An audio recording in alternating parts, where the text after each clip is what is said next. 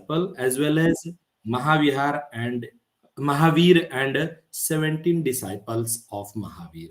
So it was the land of Jainism, Buddhism. Not only Jainism and Buddhism, it was also the land of six heretical thinkers at the time of Buddha.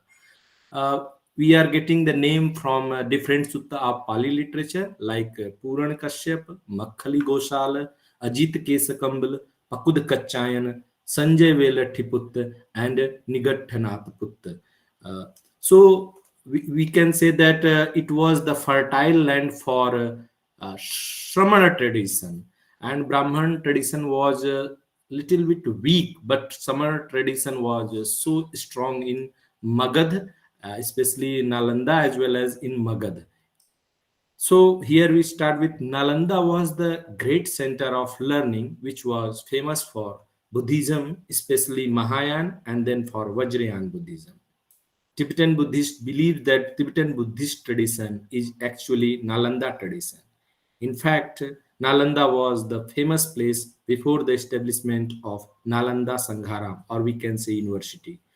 It is referred as Nalam, Nalandayam, Nalanda Gamo, and Nalanda Nigmo in Pali literature. So Nalanda is mentioned as a small village, Nalanda Gamo, and then it is also mentioned as Nalanda Nigmo. So it was, we can say that it was developing at the time of Buddha, and at the time of these texts were written. So we can see the development in the name also.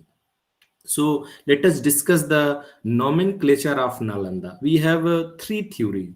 According to the first theory, the south of Sangharam and pond in Mango Garden, there was a pond in which a snake was living. It means in the pond known as Nalanda, so this was known as Nalanda. The name of the snake was Nalanda, so the place was also called Nalanda. According to the second theory, in the past there was Bodhisattva who was king of this place, and he was kind-hearted and famous for dana. Because of his generosity, he was known as Nalanda, or doing charitable acts without intermission. According to the third theory, Nalanda is the combination of two words, Nalam and Da, uh, in which meaning of Nalam is used for a lotus, which is the symbol of knowledge, and Da means to give. So Nalanda, which gives the knowledge without intermission. When I searched the Pali literature, entire Tripitaka, I'm talking about Tripitaka, I'm not talking about Atkathas commentaries, I'm talking about Tripitaka. I got around 13 suttas which are closely associated with Buddha, in which four type of sutta, which I will discuss later. First is Asibandhak Putta Suttam, Kevath Sutta, Khetupam Sutta, Kul Sutta, Nalanda Sutta, Sampasadaniya Sutta, Sankh Dhamma Sutta, Upali Sutta, Sariputta Sihanad Sutta, Son Din Viman Vathu, Brahmajala Sutra, Chivar Sutta, and Mahaparinibbana Sutta.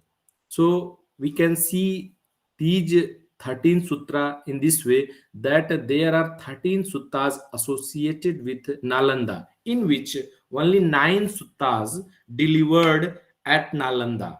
While Buddha was staying in Nalanda, and he delivered 9 sutta, in which 8 suttas are Buddha Bhasit, means Buddha himself delivered 8 sutta at Nalanda, and one sutta was Buddha Anumodit, means Buddha Sariputta delivered, but Buddha has attested the sutta that it is like my sutta, so it is called Buddha Anumodit. So total 8 plus 9 suttas directly associated with Buddha, and he was staying at Nalanda according to the Pali literature. One sutta was from Buddha was traveling from Rajgir to Kushinagar via Vaishali and Nalanda and Vaishali, Patliputra, and that is very famous Mahaparinibbana Sutta. Buddha means crossed the Nalanda, and he delivered a sermon and just went to Patna and Vaishali, then in the last Rajgir. And two suttas like Brahmajal Sutra and Chivar Sutra, that Buddha was traveling between Rajgir and Nalanda. So we have no evidence that Buddha stayed in Nalanda or not, but he was traveling between two Rajgir and Nalanda. And one sutta is in Vimanvattu. Only it is mentioning the name, but there is no story, there is no any sermon. So in this four way, the Nalanda is appeared in Pali literature. If we talk about the place and person associated with Nalanda, then we will see that Pavarik one, Mango Garden of Pavarik. And if we see the person associated with this place, then Pavarik, Upali Gahpati, Kevat, Digha Tapasi, Sondin, and Asibandhak Put. And also we are getting the information of Sariputta and Nigathanath Put. Buddha spent 11th rainy retreat Vassavas in Nalanda, while Mahavir spent 14 rainy season retreat at Nalanda. According to the Kevat Sutta, Nalanda was already influential and prosperous town during the time of Buddha. And now we will come to see the eyewitness account or travelogue of Master Swenchang, travelers, different Asian travelers. In the first, we will discuss about Swenchang because he was the first person who visited Nalanda Mahavihara. From Vihara, Nalanda Mahavihara emerged as a center of education eminence. Now, he reached Nalanda around 637 AD. According to him, 500 merchants bought this garden and donated to the Buddha. According to him, Sakradit built this Sangharam. He mentioned the contribution of different kings. He also mentioned several buildings, including 3 floors, four, 6 floors buildings. He has also mentioned that there was an examination system in Nalanda. The examination was conducted by Dwarpala, and he also mentions that out of 10 students, 8 to 7 students could not pass. So we can see the process and difficulties to pass the examination of Nalanda. According to him, 1000 masters could teach 20 sutra and sastra, and 500 monks could teach 30, and 10 master including Swenchang could teach 50, and Silbhadra was only person who could teach all the sutra and sastra of at that time. He also mentions that the revenue from 800 villages had been assigned towards the maintenance of Nalanda. He has mentioned several other things, but we have limited time, so I am going to another uh, monk, I Ching. He mentioned that 11 travelers from China and Korea are known to have visited Nalanda. He spent 10 years in Nalanda Mahavihar. Eaching notes that revenue from 200 village had been assigned towards the maintenance of Nalanda. So here we can say that after 50-60 year when Eaching visited, from 100 village to the, you can say, the grant was increased to 200 villages. He described also there were 8 viharas with as many as 300 cells. So we can see the glory of Nalanda during the time of Swenchang and Master I Ching. The third traveler who has written account is a Tibetan monk. He reached Nalanda and studied in Nalanda, and his eyewitness account also having the story of destruction of Nalanda. He traveled between 1234 to 1236 AD. He has mentioned the contribution of different kings and also mentioned the great acharyas and contribution in their contribution. His teacher was Rahul Sribhadra. He was 90-year-old at that time when he visited. When he asked him to go to Nepal, but he refused to go. When Turkish attacked Nalanda University. His guru means Rahul Sribhadra refused to leave Nalanda Sangharam. After finishing his study, he returned back to Tibet, and he has written all the account and destruction of Nalanda in his travelogue. So we can say that this is the first eyewitness account of the destruction of Nalanda. But surprisingly, few days back, means few months back, I got a new information for me. Actually, there is another account of Master Dhyan Badra. Actually, he was Indian, but he traveled from Nalanda. He reached to China, and then after he reached to Korea, and he died in Korea. So Dhyanabhadra was the king, Indian monk from the northeastern part of India near the Ganga River. Studied here 10 years in 13th century. At the age of 19, he completed his study and started his journey towards Sri Lanka, China, and Korea.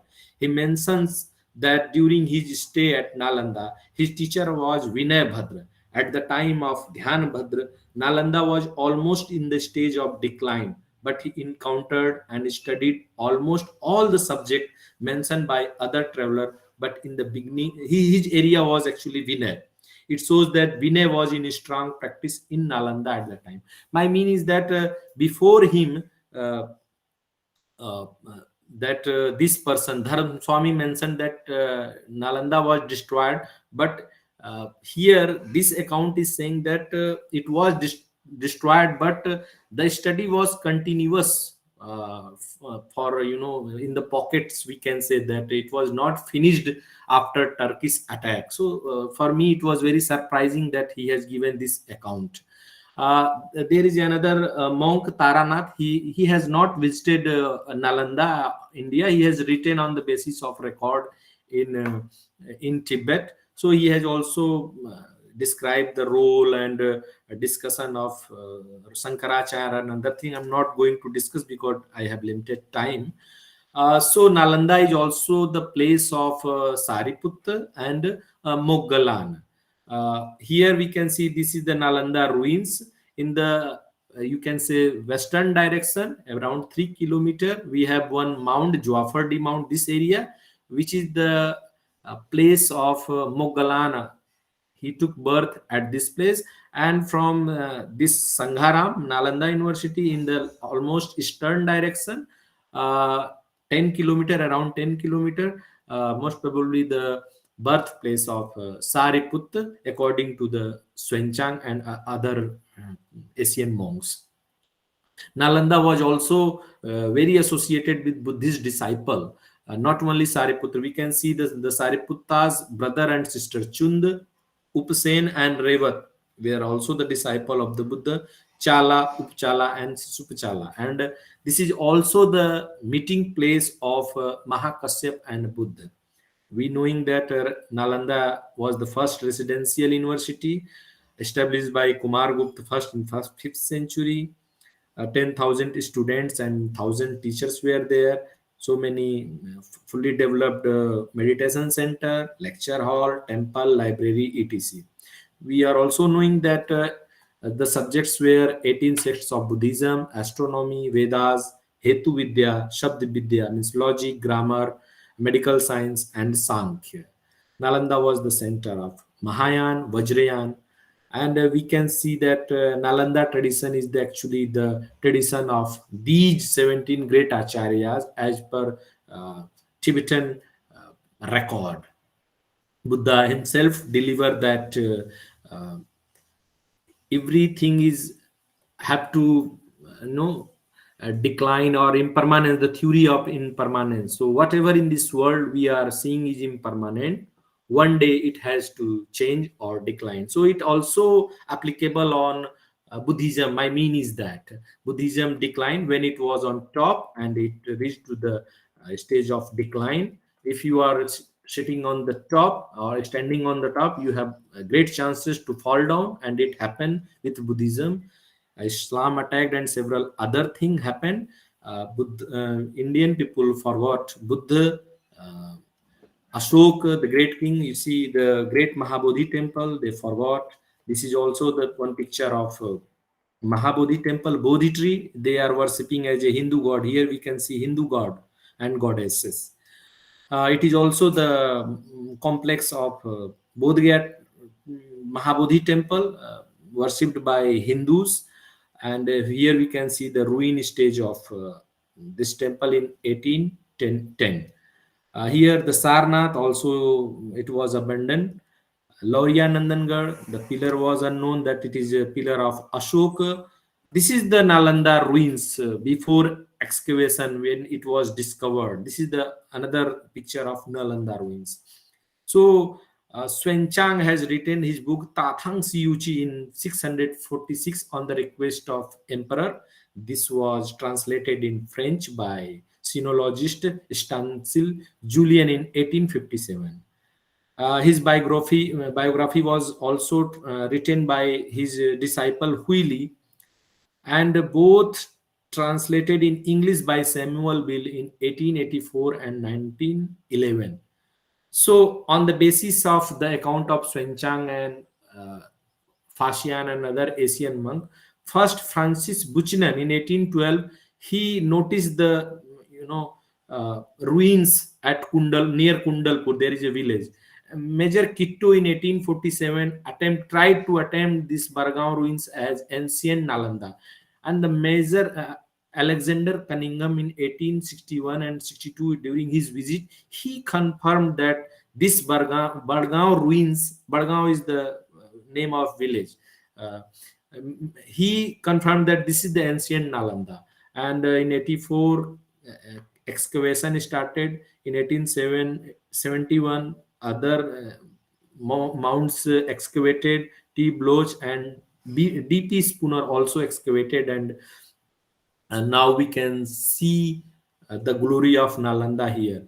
So here what I want to say that on the basis of Asian monks travelogue, the you can say here English translation of Xuanchang Tathang Siuchi and measuring the distance and direction of Xuanchang, a British archaeologist reached Nalanda University and unearthed the center of knowledge from the deep sleep of 100 years.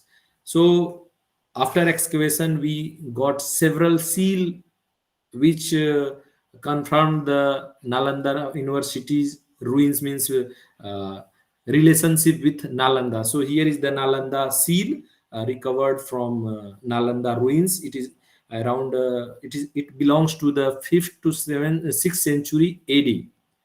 Here another Nalanda inscription of Kumargupta, and this is the inscription of Vishnugupta, in which he has mentioned that he was the son of Kumargupta III. This is also very famous inscription of Nalanda uh, by Devapal Dev around 860 AD. This is also a beautiful inscription of Vipul Sri Mitra, and we can see the monasteries from here first to 11. This is temple complex. This is you can say people used to stay and study in this complex. Here we can see the aerial view of Nalanda. Here this is the residential complex, here we can say, and here this row is temple complex. So this row is temple complex, this row is hostel and for other facility. Here we can see here this place, this is the Xuanchang Memorial Hall. This is the aerial view of Nalanda. Here we can see the small rooms, cells for the students. Here my university is at this place. Now I am sitting here. So in the 1951, our first President Rajendra Prasad has taken personal initiative and established the Now Nalanda Mahavihar with the help of our first founder director, Venerable Jagdish Kashyap. Here we can see the ruins of Nalanda, ancient Nalanda. Here is our my university, Now Nalanda Mahavihar. So we are also the custodian of Xuanchang Memorial Hall. We know that China has given the design, some money, and relic of Tingu Salis. The Tingu Salis handed over to Pandit Jawaharlal Nehru in 1957. So we are the now Nalanda Mahavihar is the custodian of Swenchang Memorial Hall. Here we can see the beautiful view of Nalanda Swenchang Memorial Hall. We have the relic of Master Swenchang. Soon we are going to enshrine it in Swenchang Memorial Hall. We don't have now a structure, so it is under process. Hopefully in 4 or 5 months, this relic is in museum. People can't see it, but maybe after 5 6 months, it will be open for public. So on the account of these Asian monks, we are able to know the glorious history and glorious university of India as well as world. So on the basis of their record, now we are able to say that it was the greatest university of the world, which spreaded the message of peace, message of the Buddha to the world. For these monks, I want to quote the one gatha from Dhammapada: Dullabho purusassa jayo na so sabbath jayati yath so jayati dhiro tang kulang sukhmedati. Means it is very rare to find the noblest of man. He is not born everywhere nor in every clan. To whatever clan such nobleman is born, that clan or country thrives happily. So I think these noble monks like Swenchang, Fashian, Dharmswamin, uh, and other Buddhist monks, Asian monks who travel, they are in the category of great human being. Those means they protected our legacy, our history in their travelogue. With these words, I would like to thank again Professor Lu Kai Wan for as well as Nanhua Taswe and other university associated with this conference. I would like to thank each and everyone, and also thank to the listener. Thank you very much. Thank you for Dr. Anun. I think that is very impressive thesis for me because I know very few about Nalanda just in the book. But today I know more about Nalanda in the Bali literature and in the historical records. Yeah.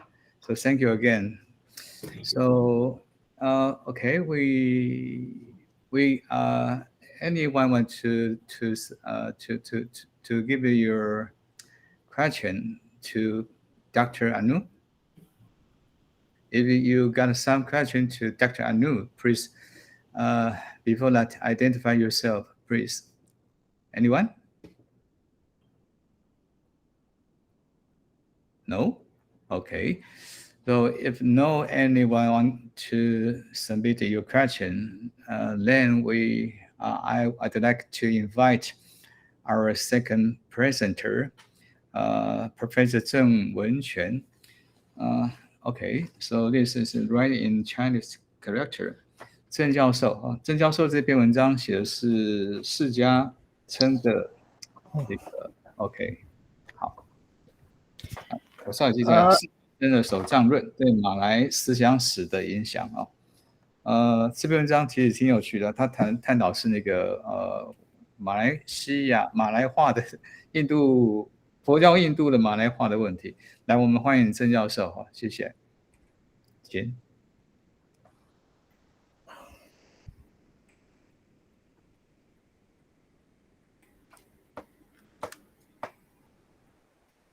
Okay, thank you to Dr. Kevin.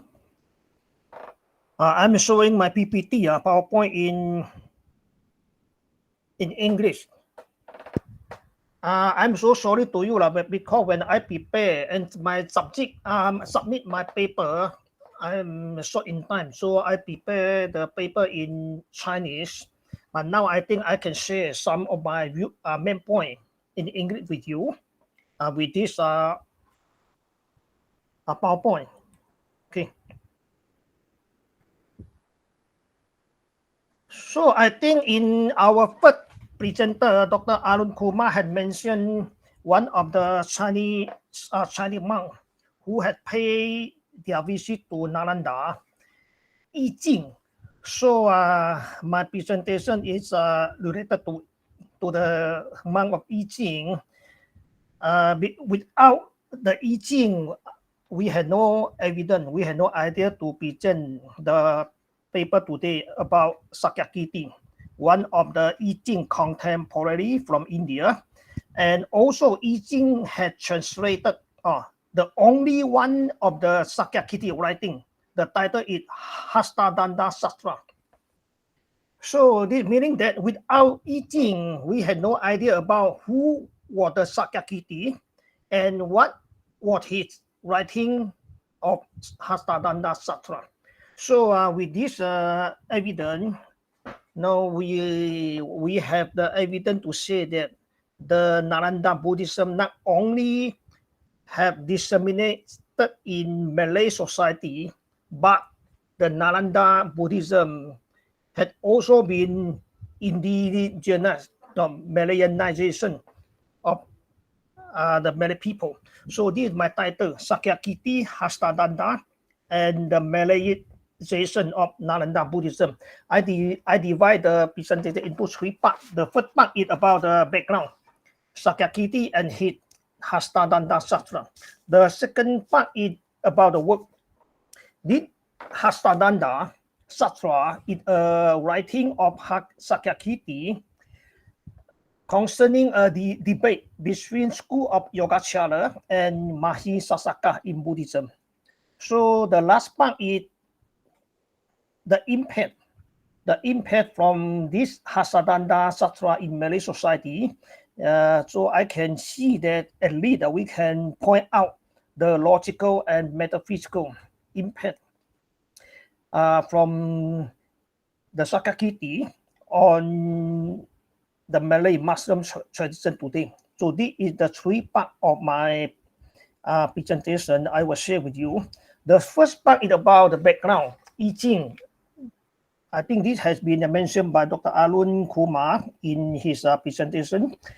Yi Jing has translated a work of Sakyakiti, Hastadanda Sastra, from Srivijaya into Chinese in 711 years. This is the manuscript, this is the writing.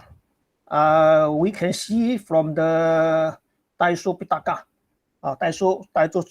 Pitaka, numbering at the work of 1557 from the Taiso Pitaka. This is a Chinese translation of Hastadanda Sastra from one of the famous scholars from Srivijaya, Sakyakiti. So about the Sakyakiti, we have, I think we have very little knowledge about him, at least what has been told by Yi Jing. So based on the Yi Jing record, we can know that Sakyakiti is active, I think in the second half of 7th century when Yi Jing was staying in Srivijaya. We know that Yi Jing, before he went to India, he stayed in Srivijaya. Today is in Sumatra Island in Indonesia. Yi Jing stayed for his first time in Sumatra in 671 years, and the second time when he came back from India, he stayed for I think about 6 years from 965 until 973. 973 means that he went back to China. So we can, based on this evidence, so we can make sure that Sakyakiti is a Buddhist scholar, active in the second half of 7th century, at least in Srivijaya. So the second main point about the Sakyakiti is he is the most famous person from Srivijaya, as famous as his contemporary from India, especially Nyana Chandra from Taladaka, Rasa Simha from Nalanda. This is what the Sakyakiti told us about the famous. How famous was Sakyakiti in his time. And the second point is Sakyakiti, with his contemporary from India, Nyana Chandra, Ratna Simha, and other, they are all famous scholars from the school of Yogacara in Buddhism. And the last point told by Yi Xing about Sakyakiti is he has studied in 5 parts of India, meaning that Sakyakiti had also studied in Nalanda University and currently live in Srivijaya. According to this record, so we can make sure that Sakyakiti maybe was not the local. She was Indian and stay in Srivijaya. Also, this is something about the personality of Sakyakiti. Unfortunately, after the translation of Yi Jing of Hatadanda Sastra in China, for this work had, I think, very little. I think no scholar concerned about worry about this Hastadanda Sastra over the past 103,000 years in China. Also, for this Hastadanda Sastra, until today, we do not have any translation either in Malay or English. So the meaning that this Hastadanda Sastra is not available to modern Southeast Asian scholars. So this is a background about the Sakyakiti and his work, Hastadanda Sastra.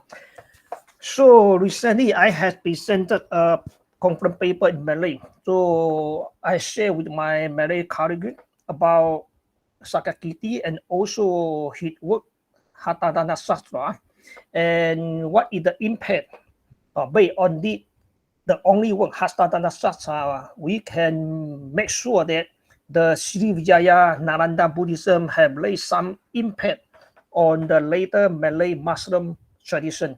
So this is the last paper I have presented in Malay to our academic society. So the work had only 2,713 words, meaning that this is not a lengthy writing, only in a short piece of writing. And this work is a debate, concern about a debate between school of Yogacara and the Hinayana school, Mahisasaka in Buddhism. They based on the logical framework of Dignaga. So I think what they are debating is very clear. They are concerned, they share for both schools, Yogacara and Mahisasaka. Both of them, they share a common thesis from Vasubandhu. The thesis means that the number of sentient beings to be enlightened by the Buddha is endless.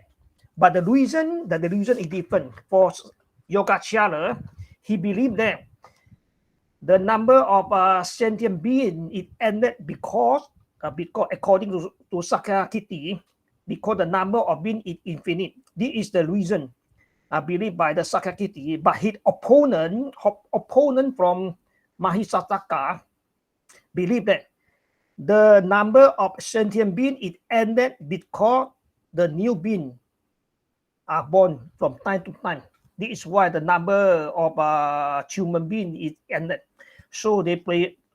So for both Sakyakiti and his opponent, scholar from Mahisasaka in Buddhism, they also provide their example why they believe with the reason. For example, Sakyakiti, the reason for the endless number of sentient beings because the number is infinite. So they have a similar example. They have also the antonym example. So we can see through based on this Hatadanda Sastra, we can see how the scholar from Srivijaya in 7th century in Sumatra Island, they they argue with the Buddhist issue based on the Dignaga, the logical form.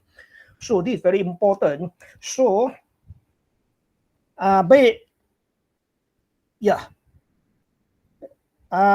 that if both school of Yogacara and Mahisasaka, they argue, they debate the same issue, the same thesis based on the Dignaga logical form, meaning that they are very familiar with the Dignaga logical tradition. For example, I think the common symbol, the common argumentation provided by Dignaga, especially, this is very common one. Thesis that hill is on fire. The reason is because it is smoking. So we have some example.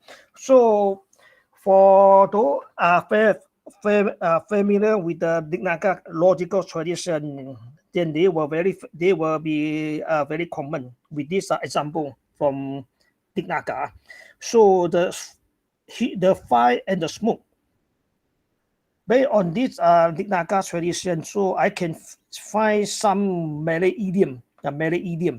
So there are many fire smoke idiom in Malay. The first three categories are, this is in Malay. So the Malay proverb. Malay proverb consists of fire and smoke logical influence. So for example, the first category, we have, for example, kalau ada asap, asap means smoke. Tentu ada api means fire. So for this proverb, the influential meaning is fire is the cause, smoke is the effect. The second category from Malay medium, pakai api dengan asap. So the influential meaning is fire and smoke are inseparable. For example, so we can see that because the Malay idiom, we can find many idiom consist of fire, smoke, and this is the common example laid down by the Dignaga influential example. So this is one of the reasons why based on the Hasta Danta Sastra, I believe that the today Malay idiom, the Malay idiom from fire smoke, must have something to do with the Dignaga logical tradition from 7th century in Sumatra. Okay, this is the logical impact. The second is the metaphysical impacts laid down by the Sakyakiti based on his Hasta Danta Sastra. For this part of metaphysical impacts in Yogacara school of Buddhism, the seed Vijja, means the Vijja theory, is metaphysical. Vijja, for example, for both Yogacara and Mahisasaka, they provide their argument why they believe for their own reason. So throughout the argumentation for each school, they have provided 7 points to justify in favor for their reason. For the 4 and to 7 point, the point related to the Buddhist theory of Vijja. Vijja means seed. So I think this is very common to the Yogacara theory, because according to the Yogacara Buddhism, the world is manifest from our consciousness to the consciousness means Vijja. So according to this example, we can come back to the metaphysical impact laid down by the Yogacara school to Malay Muslim philosophy. We know that in the 17th century of Malay Muslim society, they are famous with the Sufi philosophy for the unity of being, Watak Awujud. And according to this theory, I believe that this must have something to do with the early Buddhist theory. The first reason is because the Malay Muslim philosopher, when they explain the Sufi theory of the unity of being, they view the verb in Malay, and this Malay verb is the loan word from Sanskrit, bija.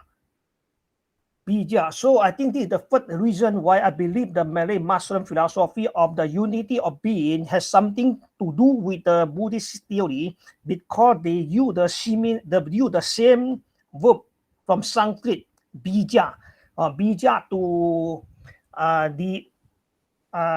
explain for their metaphysical theory. The second is we did loan word bija from Sanskrit, and they point out to the verb for a metaphysical meaning. This is the original writing in Malay. Seperti sebiji dan pohon. So I just provide the translation. To like a seed and a tree. The tree in that one seed, indeed it is not visible, but the law is in the seed. The second example from the translation is it is like a seed. After becoming a tree, the seed appear. The color of tree is varied, the type is varied, but it is originally the seed, meaning that the seed had appeared to become a tree. So this is from the Sufi theory, Sufi metaphysical theory, meaning that the seed is metaphor to refer to Allah, and the tree is the world. So this is the second reason why I believe the Malay Muslim philosophical theory for the unity of being is related with the Yogacara theory of Vijja. And that reason is the metaphysical metaphor of the seed is not common in the Malay tradition, in the Islamic tradition, either from India, Persia, or Spain. So this is some reason why I believe, with the evidence from the Sakyakiti of Hastadhana Sastra, we have some reason that the 17th century Buddhist tradition from Srivijaya, disseminated from the Nalanda, but has something to do with the later Malay Muslim tradition for their logical and metaphysical tradition. Or this some of my main point for this presentation. Thank you.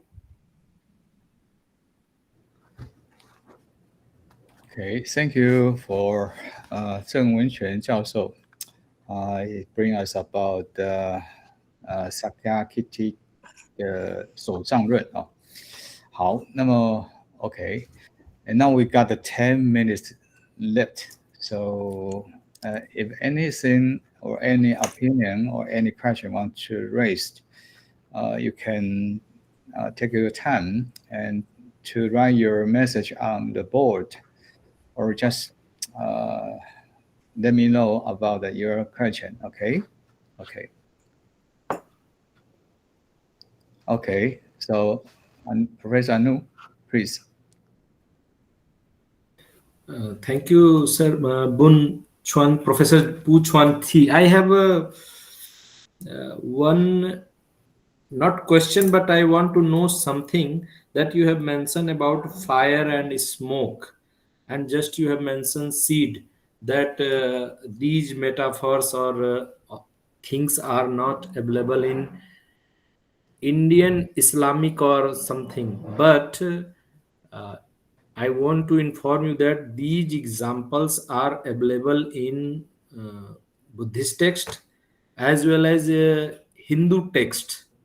So it is my opinion that maybe the text traveled from India to Sri Vijaya kingdom. This is my maybe one point you can think on it, that these similes or whatever you said, metaphors for fire and smoke, it is also available in Milinda Pai, and seed is so many examples of seed available in Indian literature. I'm not talking about Buddhism, Hinduism, or anywhere. Maybe it is not available exactly in Islam, because Islam, the concept of Islam is from outside in India. They have, of course, they affected each other, but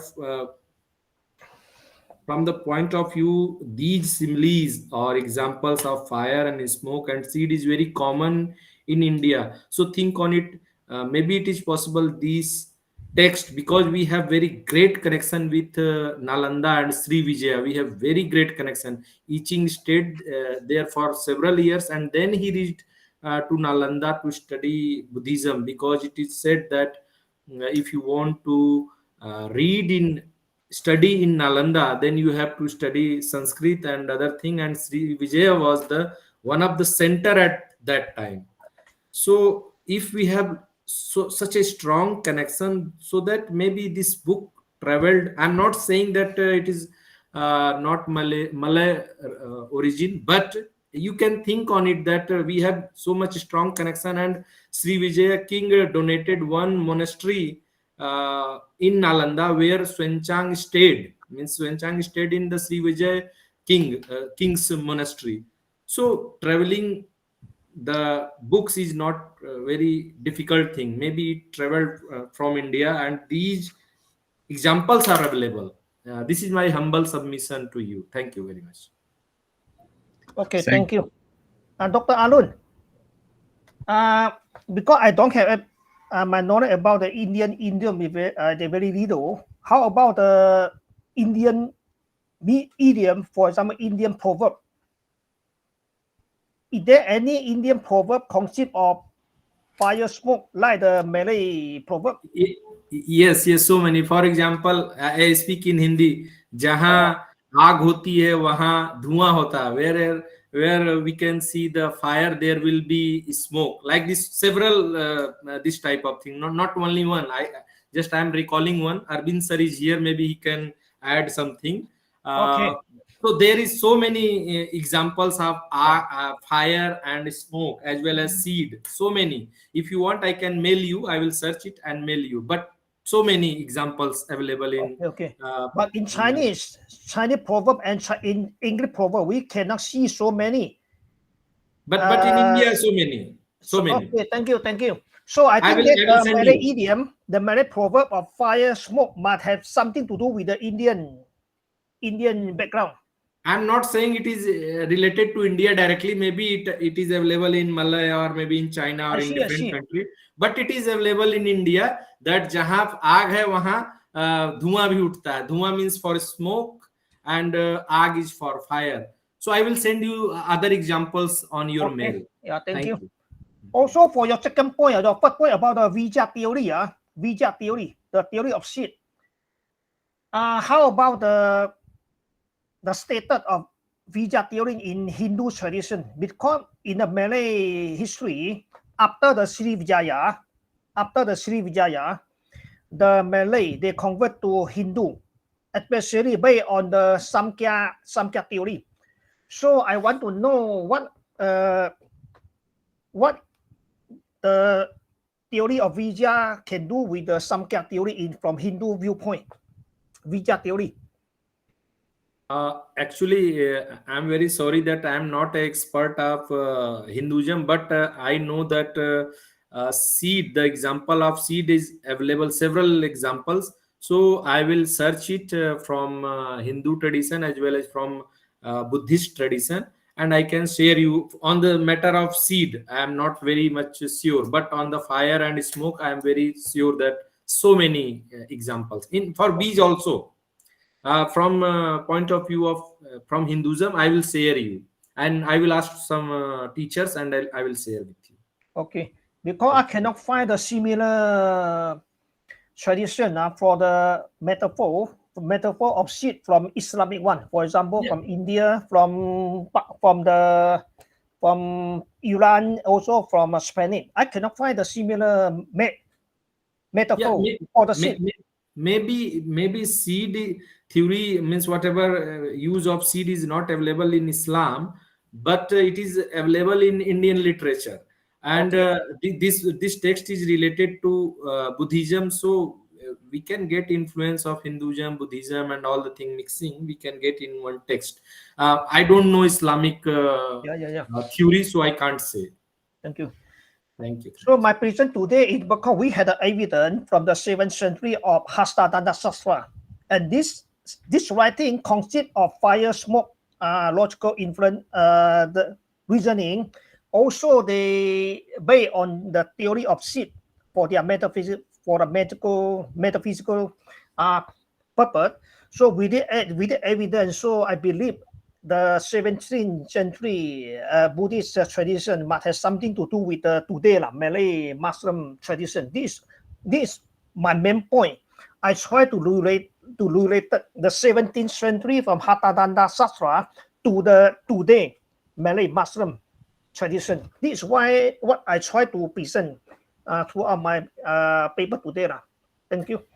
It is very indeed, it is very nice presentation and very good view. This was just my means is a bit of information I have just provided, that you can also look at all these information. My mean is that your presentation and view was very excellent, giving you new view on which we can think that. Okay. Yeah, thank you. Yeah. Thank you, Dr. Arun. Thank you very much. Thank you all. I learned that thing from your both paper, because it's far away from me. So I think I very appreciate it for your contribution in this session. Besides, by the limitation of the time, we are running out this session. So thank you both all, and thank you all the audience. A good day. Bye-bye.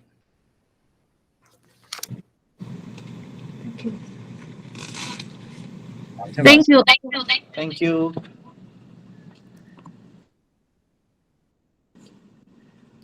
好，现在时间交给大会了。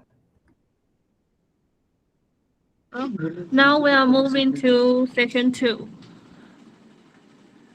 那我们邀请郑文全教授为我们进行主持。那在进行之前，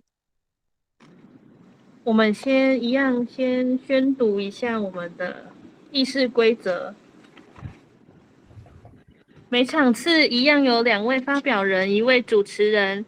每场次共计60分钟，主持人介绍5分钟，发表人每位20分钟，每场讨论15分钟。请线上听众要关闭麦克风，直到开放讨论时才允许打开。一次限定1人发问，并每一位限定2分钟内表述问题重点，或是将问题预先写在聊天室。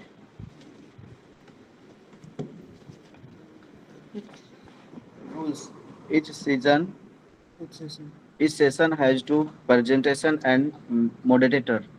A lot of 60 minutes for each session, 5 minutes for the introduction by the moderator, and 20 minutes for each presenter. 15 minutes per discussion. The online audience is asked to turn off the microphone until the discussion is open, and then it is allowed to turn on the microphone on one person to limited to ask question at a time, and each person is limited to minutes to express the key points of the question, or pre-write the question in the chat room. Thank you. 好，现在交给郑文全老师。谢谢这个司仪。Good afternoon today to everyone, and welcome to the second panel. We have 2 presenters in this panel. The first presenter is Dr. Arvind Kumar Singh from currently is also an assistant professor from the School of Buddhist Study and Civilization, Gautama Buddha University from India. The second presenter is Dr. Ananda. It came from Myanmar. So for the first presentation, we would like to invite Dr. Arun Kumar Singh for his presentation titled Exploring the Ancient Glory of Nalanda Mahavihara. So Dr. Arun, please take your time. You have 20 minutes for the presentation. Welcome. Okay, thank you, Honorable Dr. T. Bunchuan, for giving me this opportunity.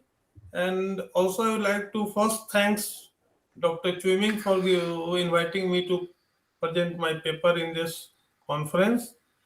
So since this conference is on the ancient civilization of Nalanda, building the light of eminent monks who traveled to the west. So whenever we talk about Nalanda Mahavihar, ancient Nalanda Mahavihar, which is a great center of Buddhist learning, we have to depend on the informations or all the data related to this, mainly from the monks who has traveled from east to west. So this paper, which I am going to present on, is exploring the ancient glory of Nalanda Mahavihar. I have also collected material from those monks who traveled from east to west here. And as we know, and Dr. Arun has also, Dr. Arun has said in his paper that the 13 monks, according to I Ching, has traveled to Nalanda or India to learn, study, and collected materials on Buddhism and all that. And they have extensively wrote about not only all the Buddhist sites of India, but most of them concentrated on Nalanda because that was the learning center of Buddhism at that time, particularly Mahayana and Vajrayana. So they have studied here, but before that, Kashyap Matang and Dharmratna are the first monks who traveled from here to Indians. If we talk about India as a center, then from east to west to east or eastern side of India. So Kashyap Matang and Dharmrat, who introduced Buddhism, it is believed by most of the scholars that he introduced Buddhism in China, and then the exchange between East and West started. So based on that, as we know, that the Nalanda was one of the highest intellectual achievements in the history of world, and we are committed to revive it. This is the words of Amartya Sen, and he said when the Nalanda University in Nalanda was established, but before that, Nav Nalanda Mahavihar already existing, and they are doing lot of things related to exploring and spreading Buddhism, not only in India, but outside India also. So the idea of setting up Nalanda again is brilliant, but we need to understand the real essence of Nalanda. And the real essence is embodied in its universality. It has been called one of the first great universities in the recorded history of the world. Nalanda was one of the first residential university as it had dormitories for students.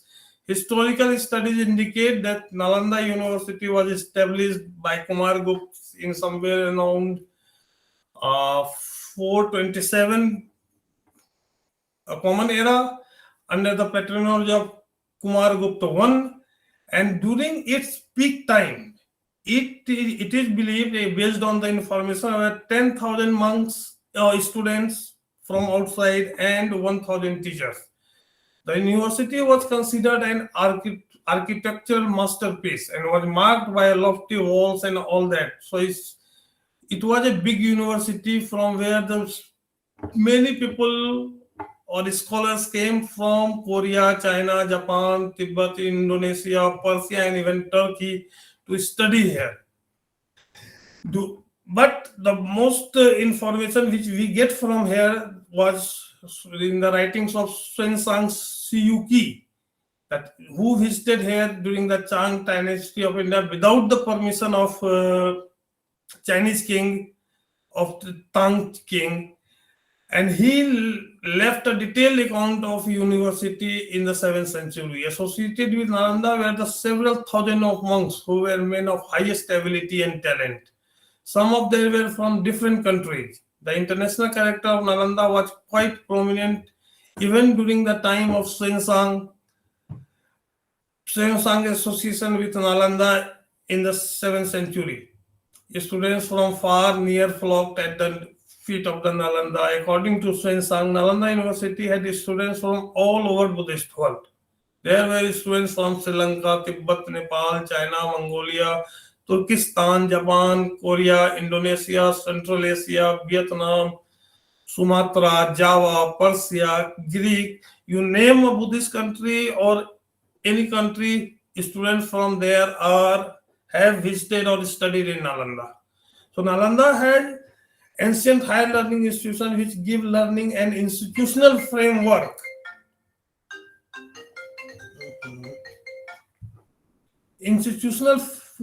Framework, the ancient centers were typically institutions of philosophical education and religious instructions.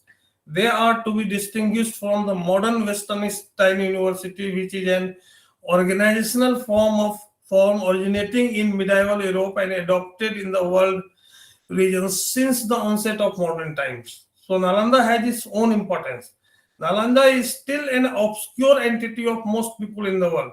Well, when we discuss about the oldest university, we find the names of Bologna, Italy, Paris, and other citadels of learning like Oxford and Cambridge. But now the question arises, where does Nalanda fit into this picture? The simple answer is nowhere. If we are looking for a university in continuous existence, Nalanda University was ending its continuous existence for more than 700 years. Had it not been destroyed and had it managed to survive to our time, it would be by a long margin the oldest university in the world. The ruins of the ancient University of Nalanda is just like the Eiffel Tower to Paris, and it is not surprised the discovery of such an existence in this part of the world put Nalanda on the hot spot, and the curiosity grew about the hows and whys.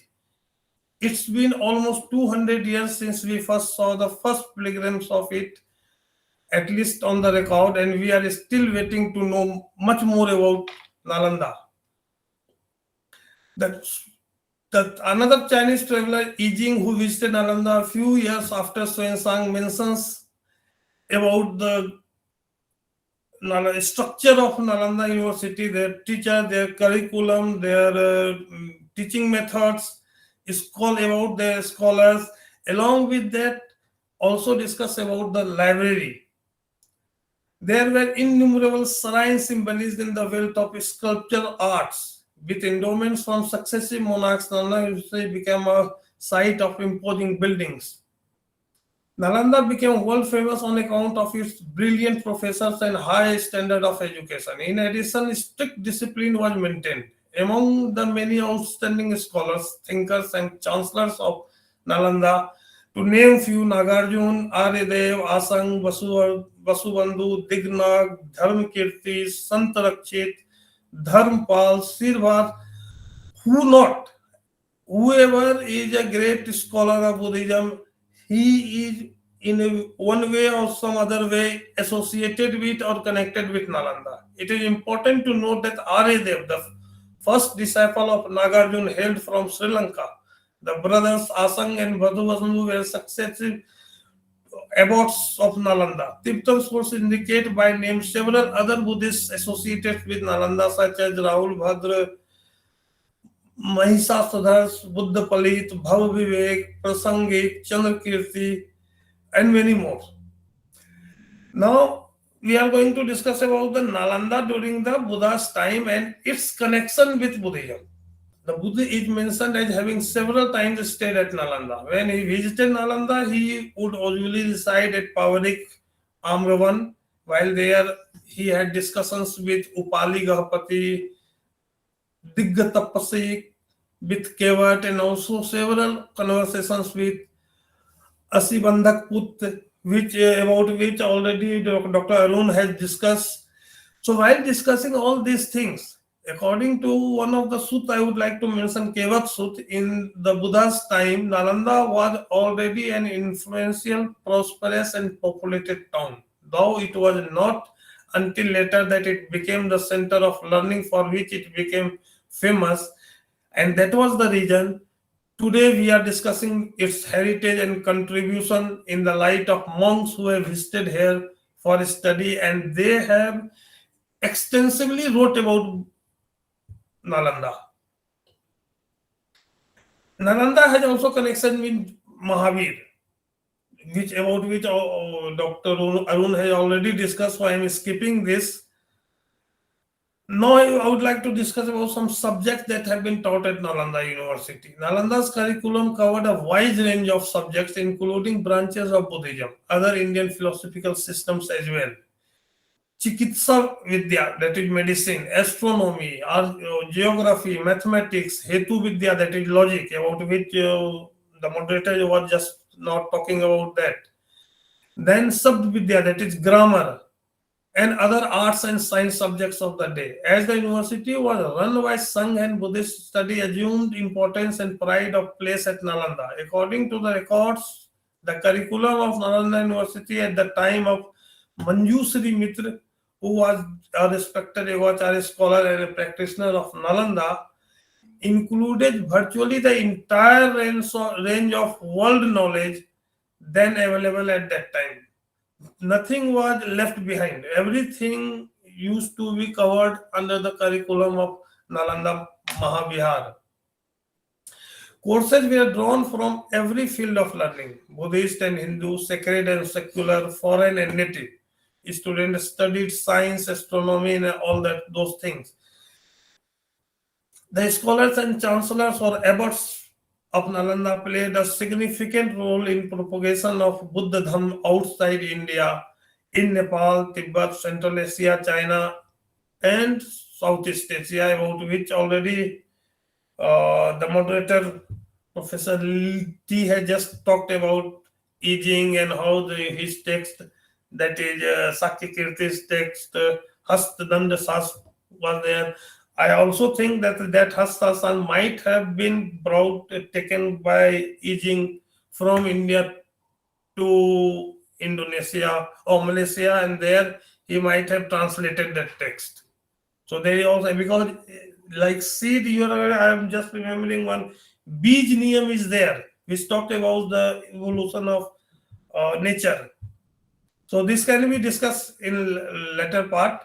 Among the prominent ones, Atish Dipankar, Sant Rakshit, Kamal Singh, and Padma Sambhad, they are all connected with the Tibetan Buddhism and Vajrayana Buddhism.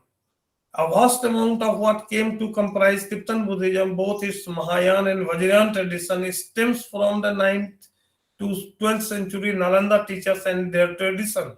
Most of the Manjusri Mitra works deal with a Tantric or Vajrayana Buddhism, and these had a strong impact on Tibetan Buddhism. Other forms of Buddhism, especially Mahayana Buddhism, followed in various countries, flourished within the walls of this Nalanda Mahavihar.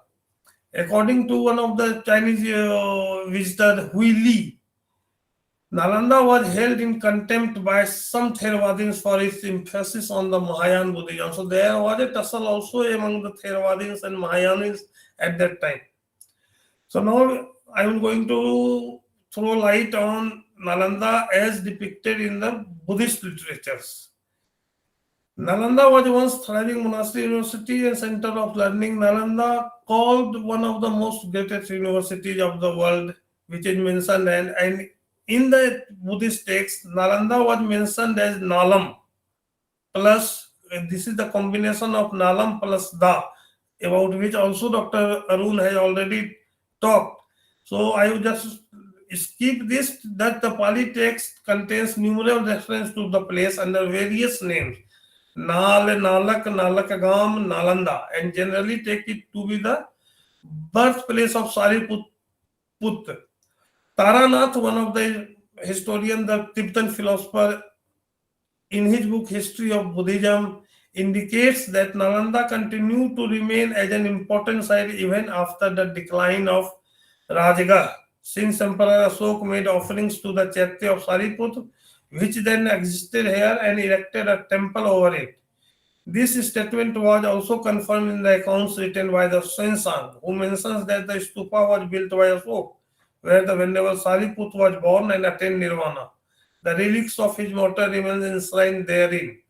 Taranath further adds that Nagarjuna, the famous Mahayana Buddhist philosopher and alchemist of the 2nd century, had studied at Nalanda and later became the high priest there. So I do believe that an eminent teacher of his status studied at what was the then very inception of a study group that probably existed in the village of Sora, which is a miniature level, could possibly have been the foundation of elaborate Nalanda Mahavihar. that came into existence in 5th century in its institutional form. The elaborate monasteries, libraries, and halls for the stay of students have been sponsored during the reign of the Gupta period, and even after Gupta period, that was the period of Kumar Gupta and Vishnu Gupta and others. Devpal of Pal dynasty has also supported it, and then again during the time of Harsa, that is the post-Gupta period of Indian history, Harsa has also provided some sort of assistance for the development and upkeep of Nalanda Mahavihar. Apart from Nagarjun, Kumaragop, about Harsa, how he has a connection with Mahavihar, which we are skipping, and other than that, about which Dharma Swami's writing, about which Dr. Arun has already discussed, how he about the Rahul Sribhadra and all that account. So I am skipping all those accounts. So now how it has declined will not highlight the condition of Nalanda in as it stands today. The present exposed structure available at the Nalanda, which we call the Nalanda remains, was completely exposed in 1934. It was a great discovery by possibly by travelogues left to us by the 7th century, writing of Chinese monk Xuanzang. The praise he sought on the Nalanda Mahas Sangharam and the painstaking detail which he described each structure was one of the very big reasons that it made to the top of the list of explorations. At the time, these excavations and expositions were more of an intellectual pursuit. Slowly, people recognized the roots of their own culture, and in these half-demolished buildings, and it stands through, it was not staged properly and never got its due regard beyond the religious and intellectual point of view. Nalanda has traveled from being a much coveted university of royal patronage to being buried under the earth for centuries, to being discovered by the explorers, and now to the modern day chaos at its doorsteps. That was the past, but now the lessons that were taught inside Nalanda centuries ago are inspiring us to find a new balance and seek peaceful, sustainable coexistence with our surroundings. And Nalanda is starting a new leg in this journey. As we have mentioned before, the university provided us with right inspirations, help, and support of people. We had this opportunity to develop a master plan for Nalanda. What was the real cause of downfall of Nalanda? We all know that there was the Turkish invasion, and according to some Indian historians, increasing pressure was felt on Nalanda from Brahminical society over the course of the 10th century. According to one historian, Prakash Bodh, a yagna or fire sacrifice performed by Hindus resulted in a great conflagration which consumed Ratnabodhi, the 9-storied library of Nalanda. Another scholar, Satish Chandra Vidyabhushan, in his book The Indian Logic, bases his description of Tibetan accounts to say that the quarter of the Nalanda University, which hosted the grand library, was called Dharmaganj, which reflects the importance of library. In the social history of India, the historian Sadasivam states that the enormous manuscripts library of university was set off on fire by the Tirthikas, all sects of Brahmin, which supports the Jainas due to the mounting jealousy that turned against the great center of learning. So these are some examples which indicates that apart from Turkish, before the attack of Turkey, there is some sects, Brahminical or other sects, have started to neglect or started to undermine the importance of Nalanda. Due to disappearance of Nalanda during the 12th century, Nalanda suffered a final blow by the Muslim invasion or Turkish invasion by Bakhtiar Khilji. So here what I would like to quote Alexander Burgess. Although the Mithila rulers were Saivite Hindus, they continued the Pala patronage of Buddhism and offered a strong resistance against the Turkish attacks. They stopped, for example, an attempted drive to take Tibet in this only. Along with this, we also discuss here, I have tried to do highlights from about Adant Puri and Bikramshila Mahavihar, how they have played the role of it. And then I would like to talk about the Renasa period, how revival of Buddhism has started. Nalanda University now planned to be rebuilt soon to provide momentum to the systematic study of Buddhism in India. So these days, government is also planning to provide a lot of help to Nalanda University for its revival. And in the history of university and learning, Nalanda name is sacred, and its end was a tragic episode. Everything was burnt down, but its illustrious legacy has remained forever. Rediscovering or restoration of Nalanda University would be considered as a symbol of Indian Renaissance, because after this, India will emerge on the world stage and its civilizational origins will become a subject of intense study and debate. Indians will look back to their own past and derive inspiration from it for the future.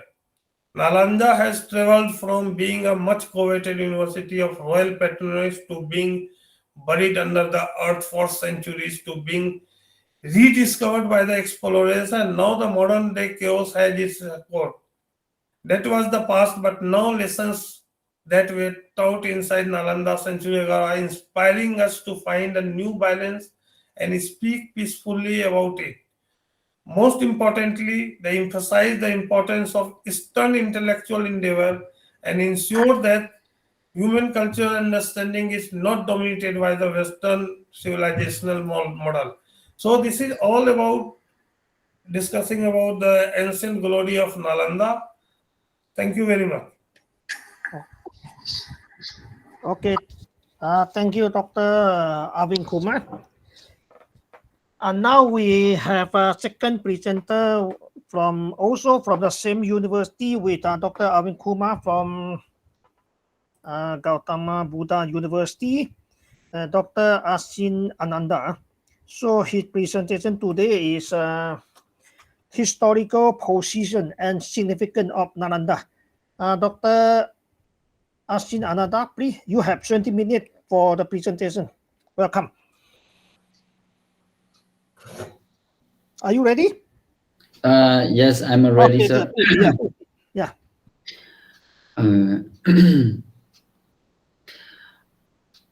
Let me share my screen.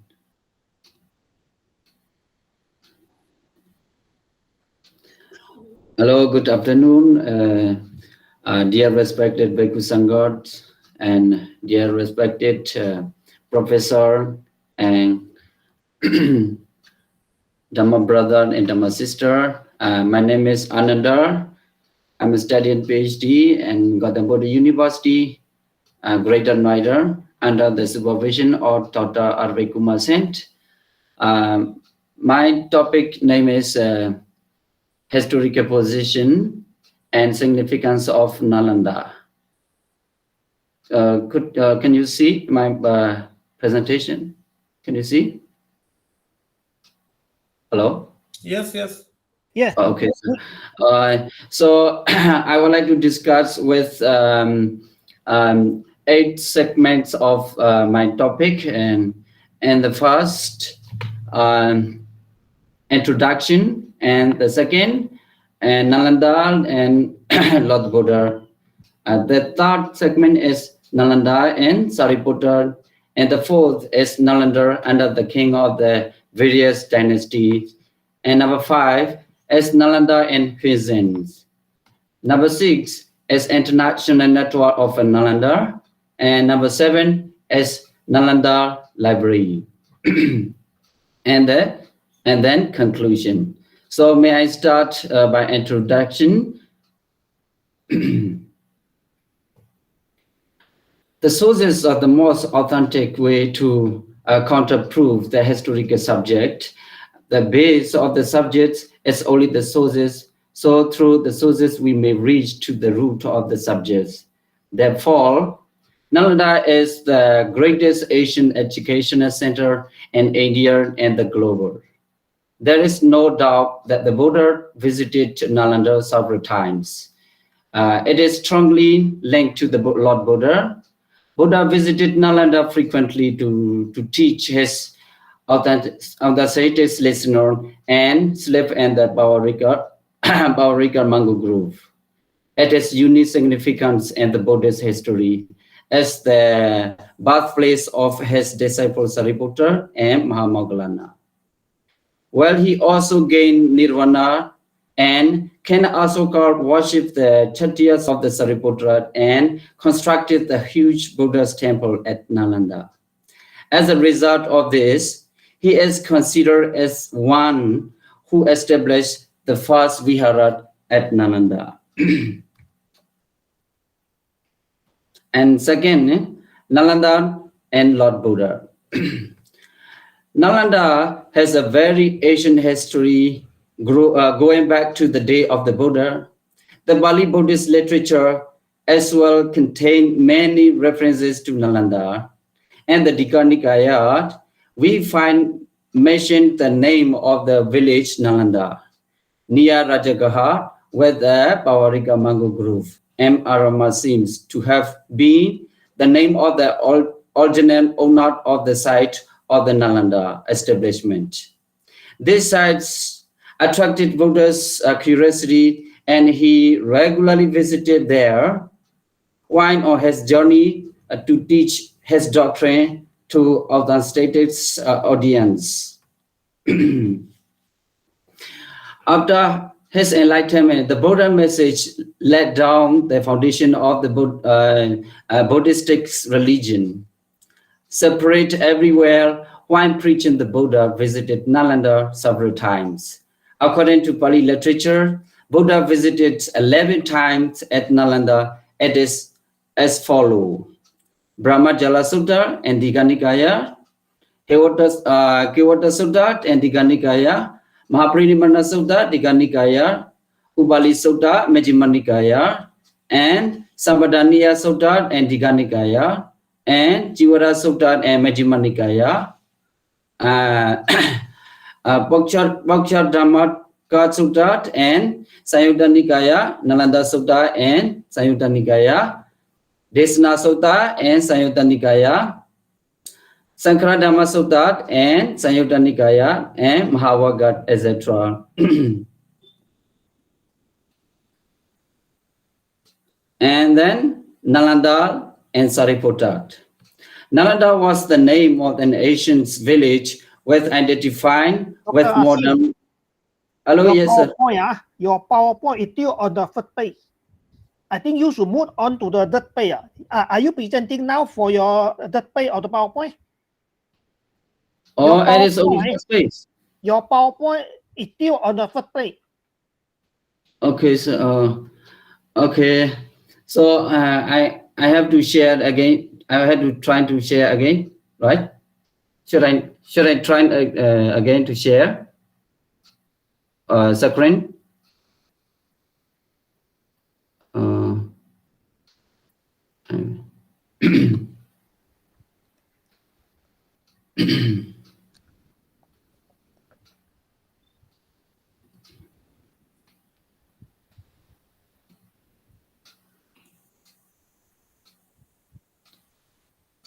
Hello, can you see?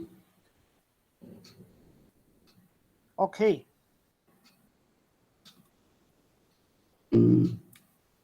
So now it's that page for your presentation. Okay, sir. I'm sharing my present. But stay. What happened? Yeah. Full screen. Make it full screen. Full screen. I already share, but maybe computer or network has some problem. I already share and I press already present in.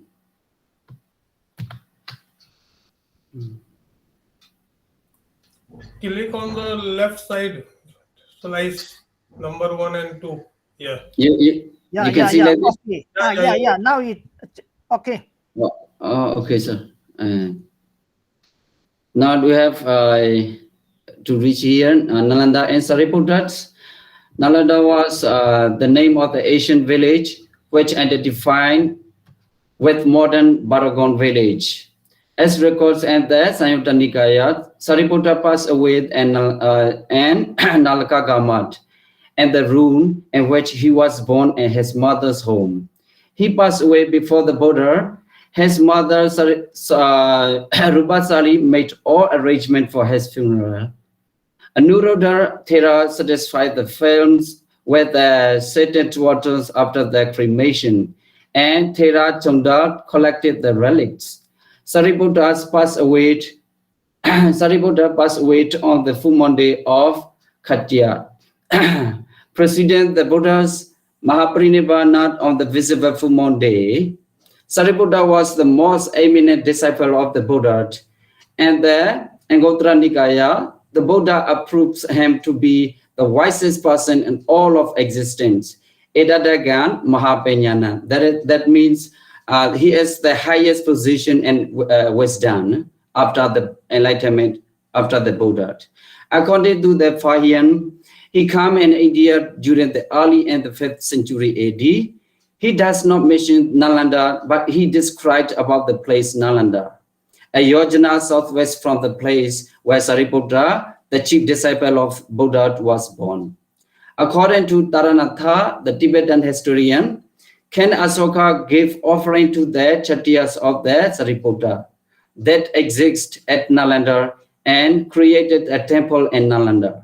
Therefore, Ashoka must be considered the founder of the Nalanda Mahavihara. Taranatha also added that Nagarjuna, the famous Mahayana philosopher and experimenter of about 2nd century AD, began his studies at Nalanda, and later on he became the high priest of the Mahavihara. And number 4, Nalanda under the king of various dynasty. Nalanda Mahavihara earlier started as a vihara, a place where some monks live a life of the meditation and contemplation during the time of the Buddha. Later on, it emerged as the full field center of the advanced studies and research.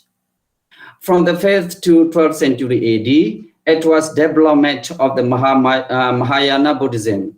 Due to the rise of the Pala dynasty in Eastern India, Nalanda entered into a new phase of her history. The Nalanda Mahavihara emerged as the cultural remnants of the past during the region of the Pala dynasty. Nalanda was a Mahayana center during the Gupta dynasty. Philosophy was the really Nalanda's fate, leading credibility to Vexen's Smith's claims that although the biography of Nalanda would be the history of Mahayana Buddhism. Number 5, Nalanda and Ephesians. According to Ephesians, the impartial founder of the Nalanda Mahavihara, a Sakyaditya known as Kumara Gupta. He led the foundation of the Nalanda Mahavihara by establishing a monastery. The name Sakyaditya occurs and a seal discovered at Nalanda with the establishment of the monastery by Kumara Gupta. The site of Nalanda became important to the Gupta empires. Therefore, the constructions were followed by the successive Gupta empires, then began establishing their own monastery on the various sites of the original monastery. Here mentioned the name of the 4 kings, Bodha Gupta, Taranatha Gupta, and Baladitya and Vajra. The next most important Raya patron of the Nalanda was Harshad Vardhanath. He was the king of the Kunusht, and he devoted the Buddhist. He also supported the famous Chinese migrant Huizhen, who sojourned to Nalanda during his reign. The biographer of Huizhen said that the Harshas constructed a vast monastery with the units of around 100 villages as an doors of the convent, and 200 householders and their village paid the appropriate quantity of rice, butter, and milk. And 6, International Network of Nalanda. Nalanda University was standalone international university established during the Gupta dynasty. Nalanda was the biggest ruined Indian residential university located in Bihar, and also one of the most famous ancient and scientific institutions in the world at that time. Nalanda remained the best without any hindrance for over 700 years, with around 50,000 students and 1,500 faculties who came from all over the world. That is Korea, Japan, China, Tibet, Indonesia, Greater Iran, Persia, Greece, Mongolia, and many more. And the 7, Nalanda Library. The university has 10 temples, meditation center, and the greatest library of the world, divided into 3 buildings. These are Ratna Sangrat, 9 Straits Building, Ratna Dadid, and Ratna Ranjagat, which not only constructed religious manuscripts, but had a huge collection of books on literatures, astrology, philosophy, science, welfare, history, economic, law, geology, mathematics, architecture, meteorology, linguistics, astronomy, medicine, and many more. And knowledge was impact on all these subjects virtually. Most renewed departments were mathematical, Buddhist, and astrological. We can easily understand the strengths and evidence of the library of Nalanda University from the fact that it took so many months by endeavors to burn it down completely, and the smoke of the burning involved books, and nearly 9 million manuscripts stayed there for many days. And with the smoke, all the knowledge the mankind has collected and stored went into the flame. And conclusion, today there is a renewed interest in reviving the legacy of Nalanda and rebuilding the Asian history as a center of learning and research. The Nalanda University, which was re-established in 1951, aims to promote academic excellence and international cooperation in various fields of knowledge. The goal of constructing the Nalanda Mahavihara, organized with His Excellency Dr. Rajendra Prasad, the past President of the Republic of India, who proclaimed that the historic center of the Buddhist study at Nalanda would be resurrected. To achieve this object, the government of Bihar and India created a research center in 1951 under the name Nalanda Mahavihara at urgence of an Venerable Bhikkhu Jagdish Kaswat. But nowadays, over thousands of schools, college, and university were using the name of Nalanda in order to promote and contribute the educational field, just like a new Nalanda University in Rajagi, etc. The rebuilding of the Nalanda is not just a tribute to the past, but also an investment in the future. But promoting education and research, Nalanda can contribute to the development of a more just, equitable, and sustainable world. it can also help bring the gaps between the different cultures and promote understanding and cooperation among people from the diverse background. In this way, Nalanda can continue to be a beacon on a light for generation to background to come because the historical position and the significance of Nalanda. And thank you so much for your paying attention. Thank you very much. Okay. Thank you to Dr. Singh Ananda for his presentation. And now we still have 15 minutes left for the Q&A section. So I would like to invite all the participants. If you have some question or some comment to the book presentation from Dr. Arvind Kumar or Dr. Singh Ananda, you are welcome. Okay.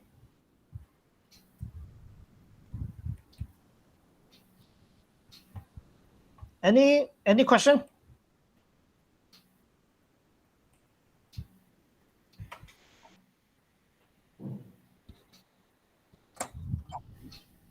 At this moment, excuse me, any question from our participant?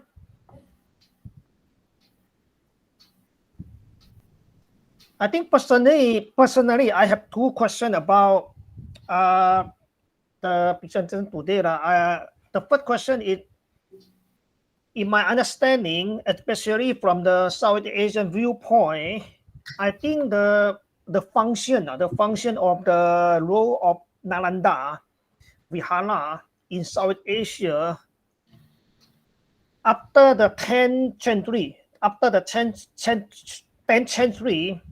I think it had been taken over by another Vihara, that is Vikrama Vihara.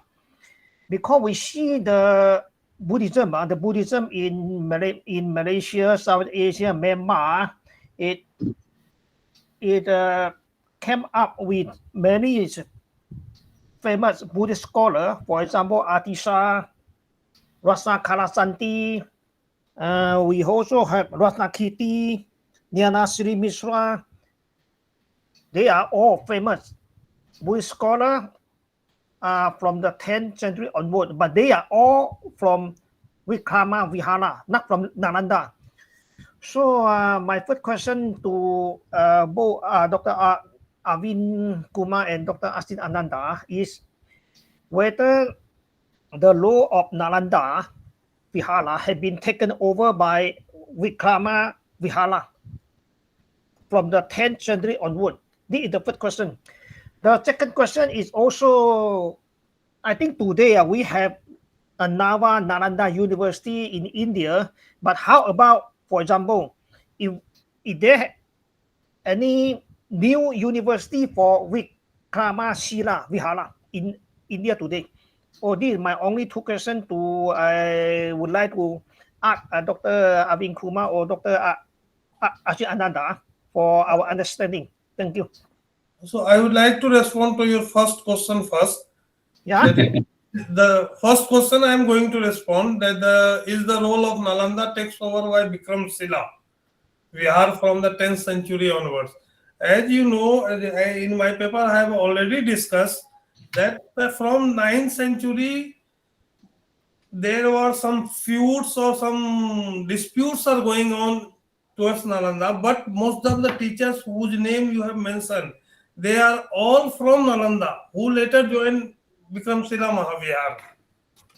And there, since it has started to decline because Brahminical kings has started to dominate in this region, so maybe there is a possibility that some of them has went there and joined Vikramshila.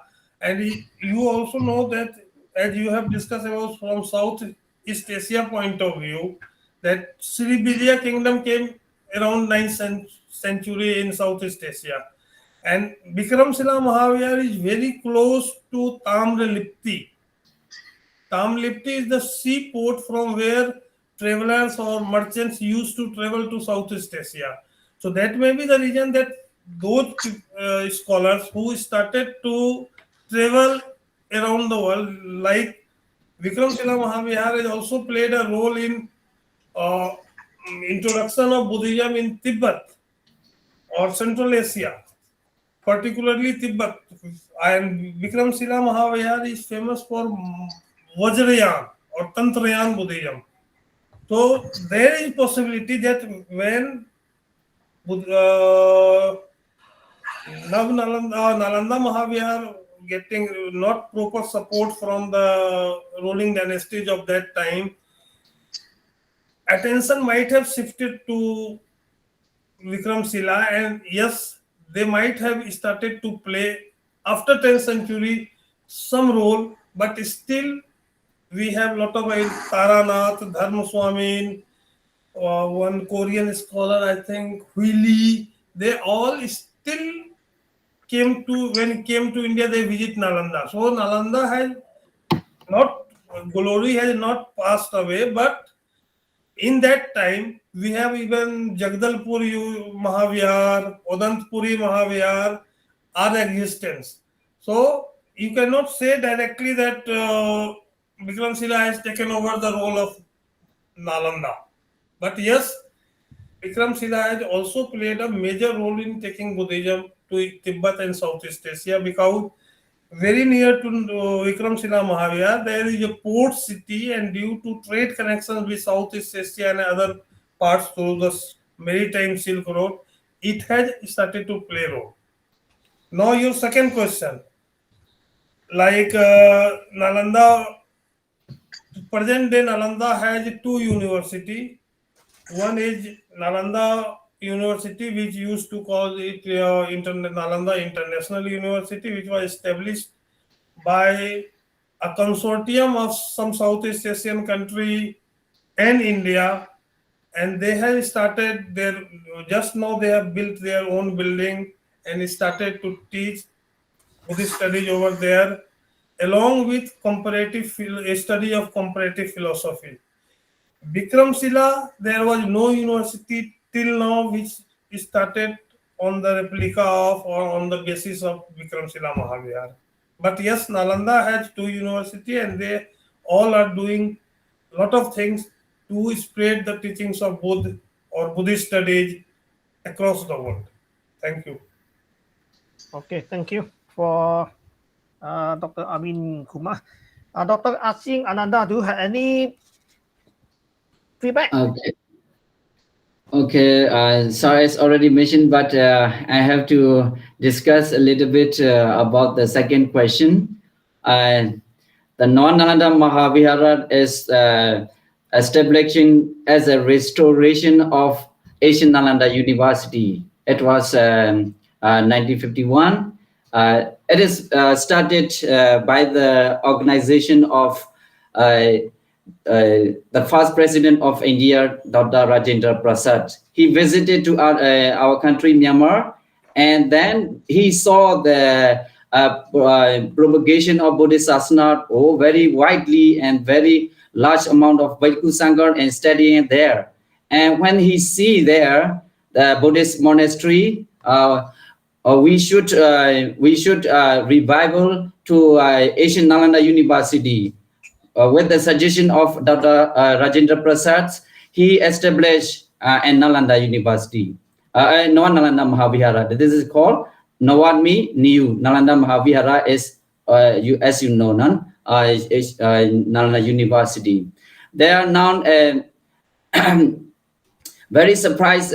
Some history also have there in non-Nalanda Mahavihara. And Bhikkhu Jagish Kaswa is the director and the former director of this university.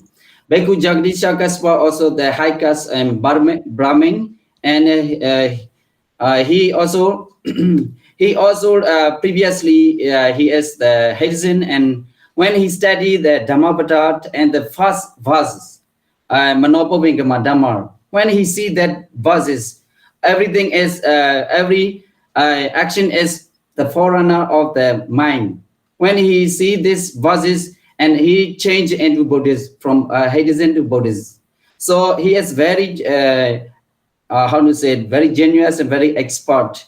And when he learned all Buddhist structure and other religions also, he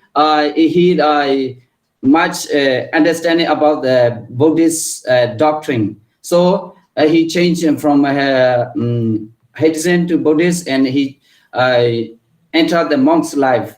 And then he have purpose to revival to Asian Nalanda University, and he studied in Sri Lanka and Patna University. And after that, he established by the organization of his argument. And Nalanda on that time, the non-Nalanda area belongs to Muslim. After ruin, the Muslim roll over and taking this place, Nalanda place. So when the owner, the Muslim who owned this land, Nalanda area, he automatically donate to this Begu Jagdishka spot to establish this non-Nalanda Mahavihara, New Nalanda University. That is why his virtue his virtue also very high.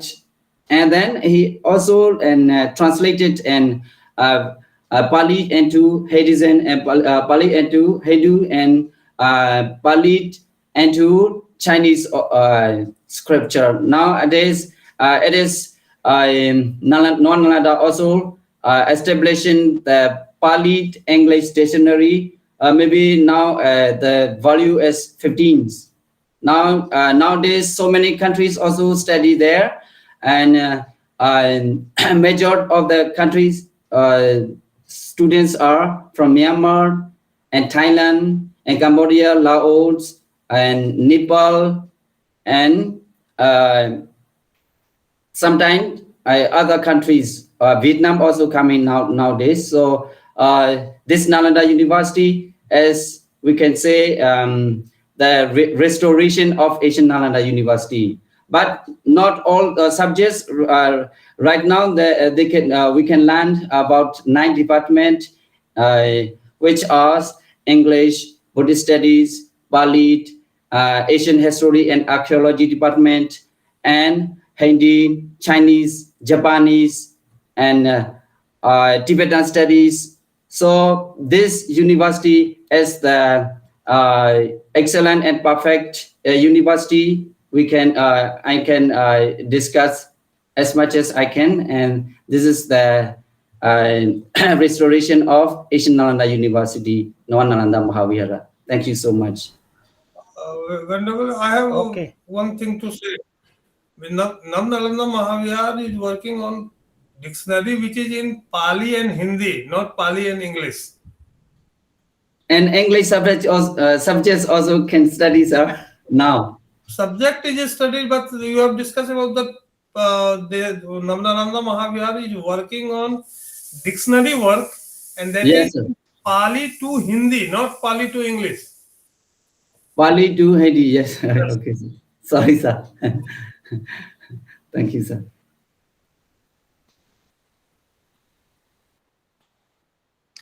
Okay.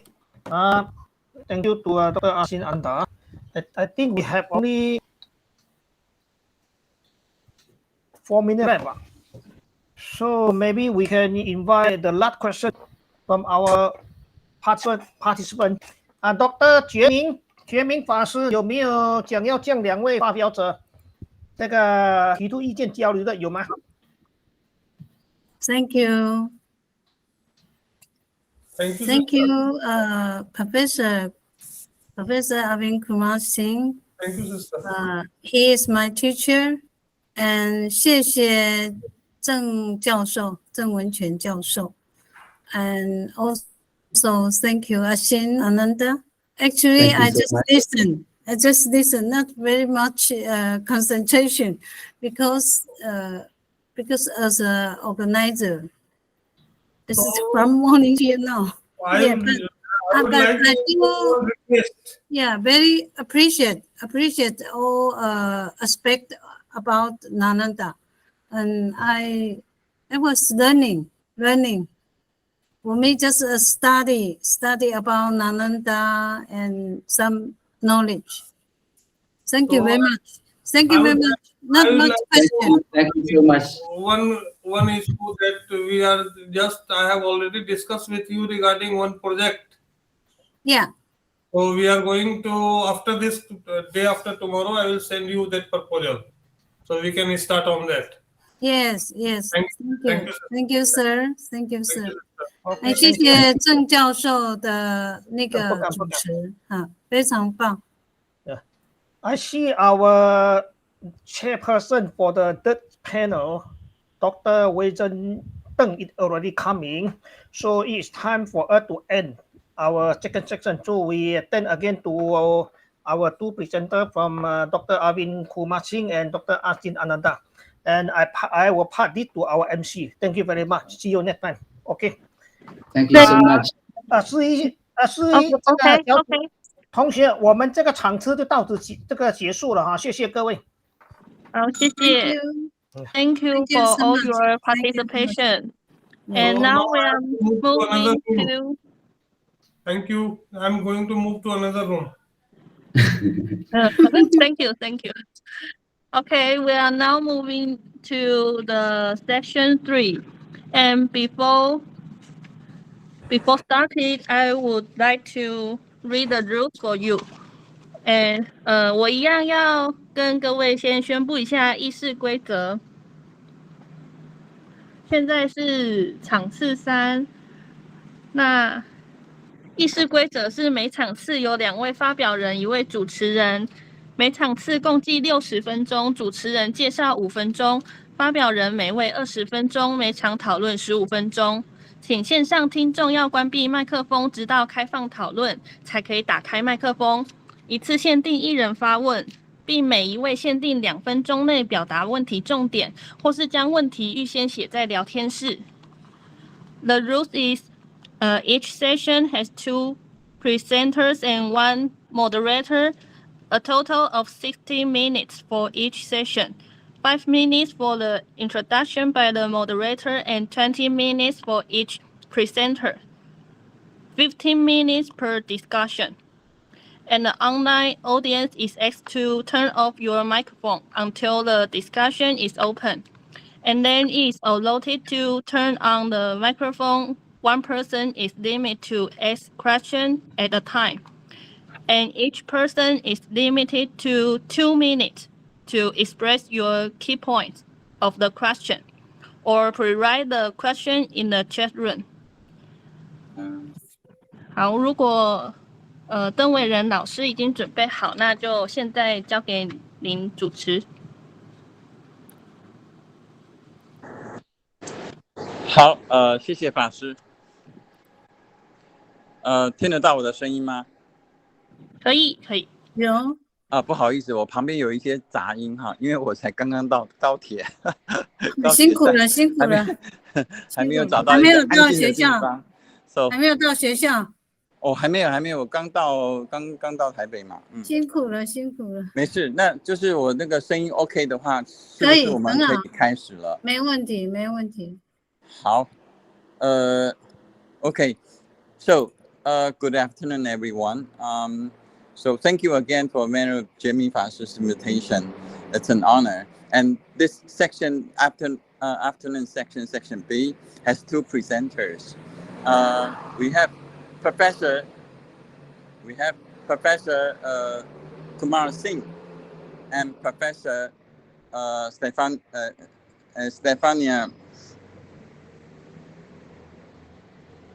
Hello. Stefania has the video. I'm sorry. 刚刚那个 the connection is not very good here. So the second presenter is Stefania Travagini. And it's an honor to serve as a moderator for this session. So our first speaker, Professor Rana Purushottam Kumar Singh.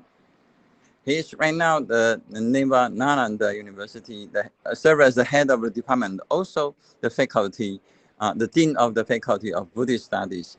And For this panel, he will talk about reconstruction of Nalanda tradition. Professor Kumar Singh is an expert in Pali and Sanskrit Buddhism. And second speaker, Professor Stefania Chervaknin. She is better known as in the circle of Taiwanese Buddhism. 在台湾呢, she's also known as Afen or Ahun in Hokkien. She will be speaking about the travels to the west of the Sichuan, a Buddhist monk.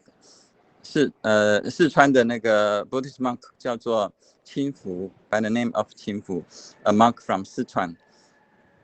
So, okay, that's each speaker has 20 minutes, and after that we will open to the floor for this discussion. So let's welcome Professor Kumar Singh for his speech.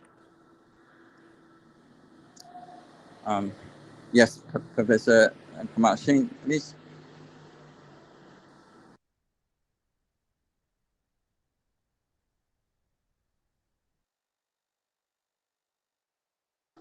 Oh, you didn't switch on your microphone. Your microphone is not on. Oh, thank you. Okay, now it's on. Our moderator and Professor Chueming.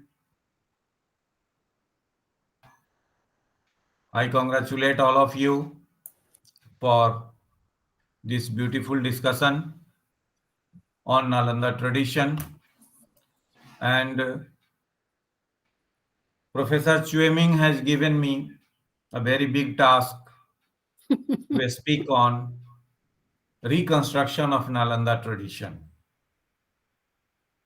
In my previous speech, I told you that this is the sole responsibility of the World Academia to re-establish and decode the Nalanda tradition and to re-establish its vast spatio-temporal gap, particularly the temporal gap. It's a big mystery. Even I was in another room and one of my students was presenting a paper on the definition of Nalanda tradition. What the Nalanda tradition was.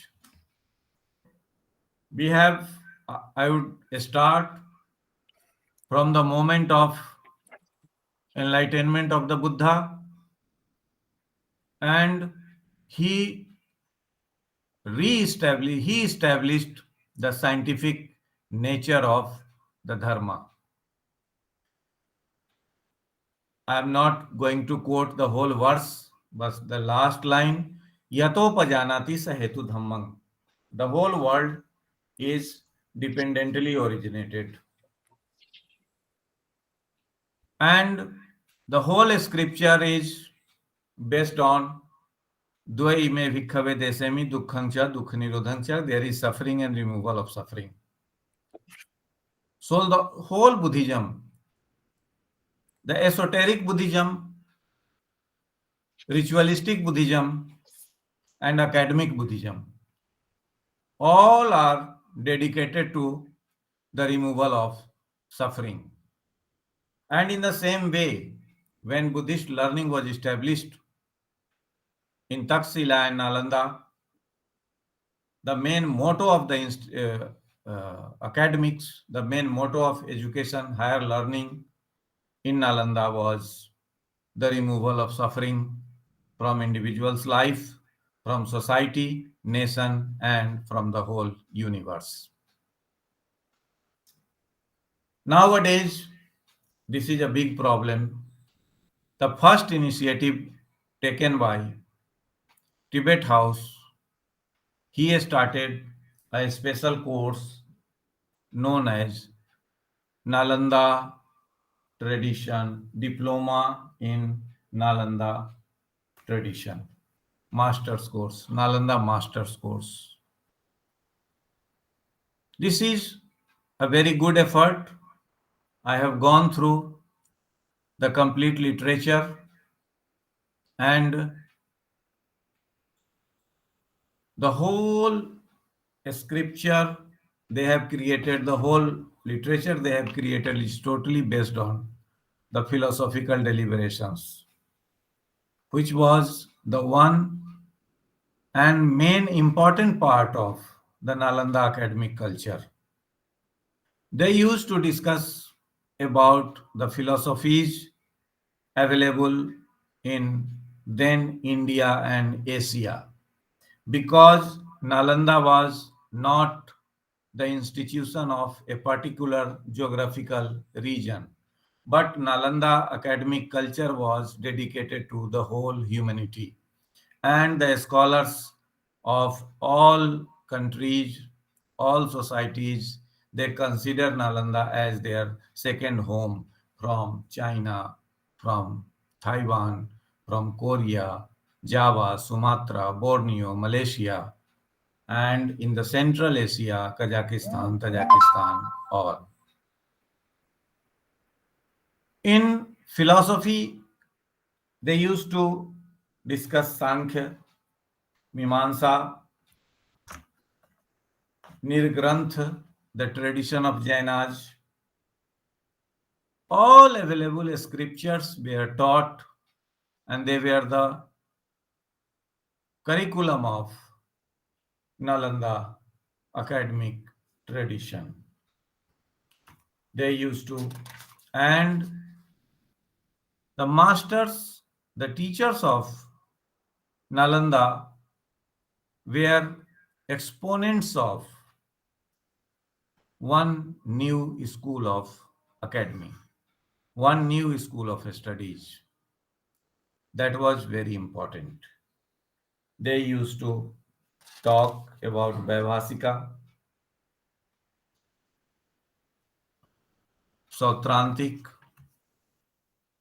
and all were dedicated to the Buddhist psychology, the psychic personality of human mind. Sautrantik means the reinterpretation of suttas at the time of Buddha and immediately after the Mahaparinirvana of the Buddha. Then Chittamatrata school, because the Buddhism is totally based on two things, that is correction of personality, removal of suffering, and attainment of ultimate bliss. This was the main aim of teaching and learning in Nalanda. Of course, in Pali literature, there was the different layers of learning. The primary layer, through which they wanted to reveal all facts with the help of similes, examples, and so on and so forth.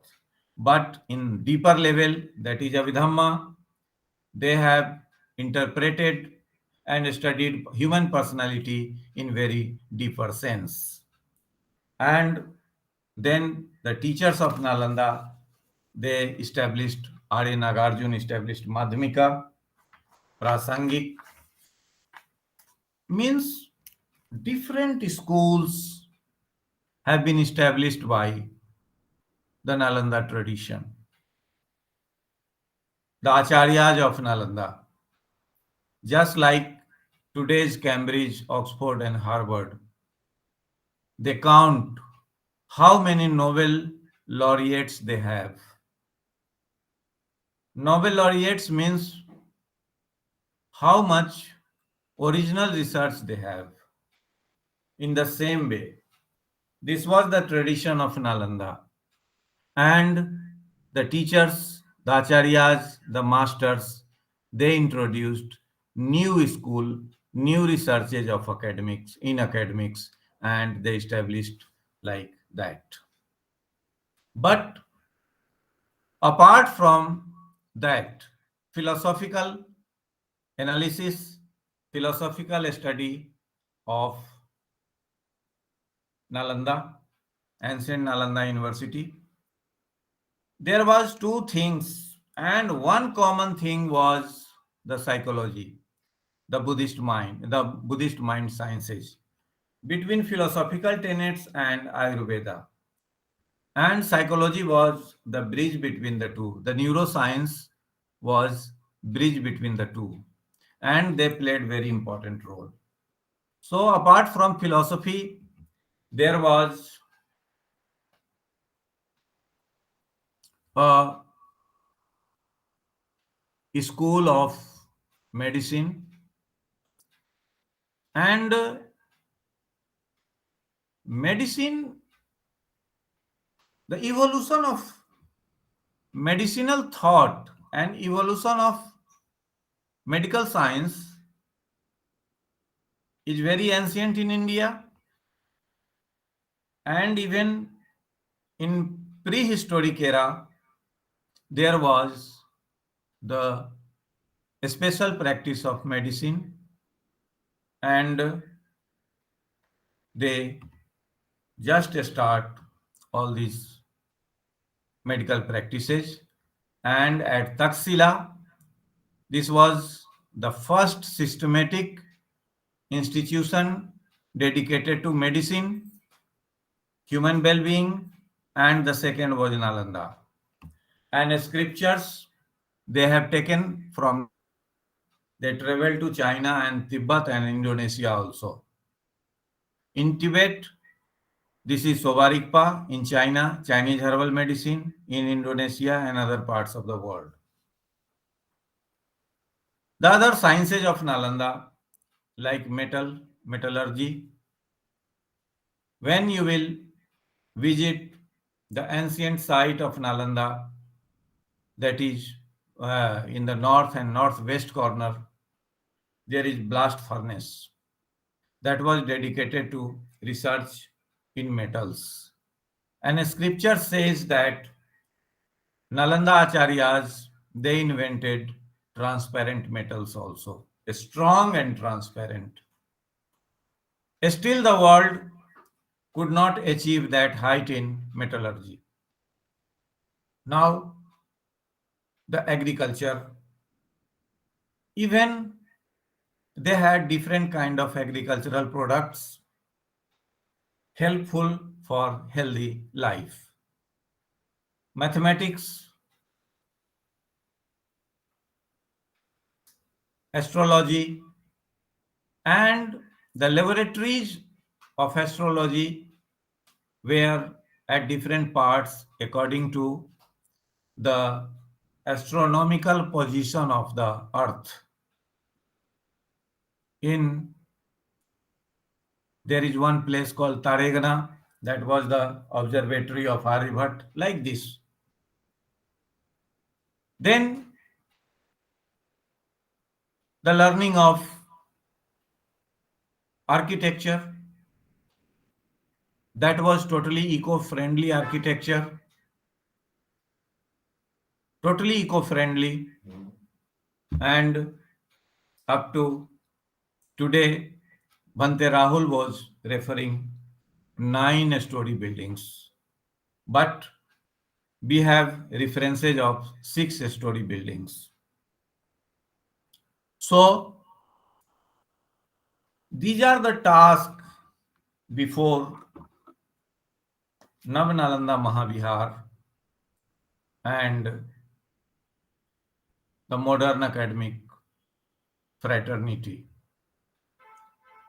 Now, my paper is on reconstruction of Nalanda tradition.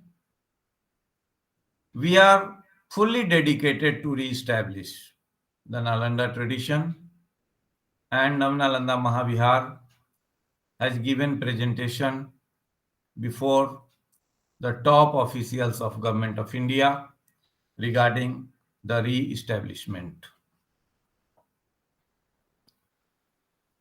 In that direction, Nalanda Mahavihar is trying hard to re-establish one Nalanda Knowledge System Museum. That will showcase the literature, manuscripts, and about the sciences of Nalanda tradition. Then Navnalanda Mahavihar is gathering information. In another room, my student he has raised a very pertinent question that what is the definition of Nalanda academic culture? This is very important, and to re-establish the curriculum of Nalanda, we are searching, we are gathering literatures, and with the help of our research scholars and great scholars in the whole world, we are gathering the information. Many things we have already gathered. How China has started establishing world university, centralized university. It's a great contribution of Nalanda tradition. In this way, now the practical aspects of Nalanda sciences, because in 2017, Navnalanda Mahavihar, my institution, established one department, that is Department of Nalanda Sciences. So it will flourish in near future, and we are moving towards that. Then the translation project, because of the attack of Bakhtiyar Khilji and the 200 years of colonial rule in India, we have lost our ancient glory. But fortunately, few of them, very little percentage of the scriptural depository of Nalanda, but very few percentage is in China, Chinese institutions, in Taiwan, Fugongsang, and Tibetan institutions, and Indonesia also. So, in the field of Tibetan institution, we have started translation projects and we will restore the scriptures of ancient Nalanda University from Tibetan sources and Chinese sources and Indonesian sources.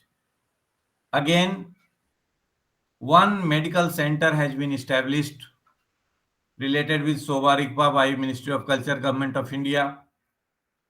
More advanced medicinal center will be established at Nalanda, Navnalanda Mahavihar in future. This is very important because for the well-being of common people, this is, and to make the civilization chemical free, because chemicals are dominant in our life, in agriculture, in cattle breeding, and in medicine. So, which was the backbone of Nalanda medical system, agriculture, and everything, that was purely chemical free, and that research will be conducted, will be started very soon in Navnalanda campus. Again, the architecture, eco-friendly architecture. The researches are going on with the help of different institutions, and the research will be conducted on eco-friendly architecture. Another thing is the mind sciences. How to re-establish the mental culture in the world. This is very important. In that direction, Government of India has established one meditation center, and very soon research center will be added to that meditation center, Vipassana Kendra. In this way, and now the unification of Nalanda culture in different geographical area like Taiwan, China, Vietnam, Cambodia, Laos, everywhere, Thailand, Myanmar, and Central Asia. So, to study all the cultures, micro and macro level cultures of these countries, Navnalanda Mahavihar is going to establish one department of cultural diaspora. So there are many projects are going on simultaneously to revive ancient Nalanda culture, reconstruction of ancient Nalanda culture at Nalanda Mahavihar, the true successor of the ancient Nalanda University.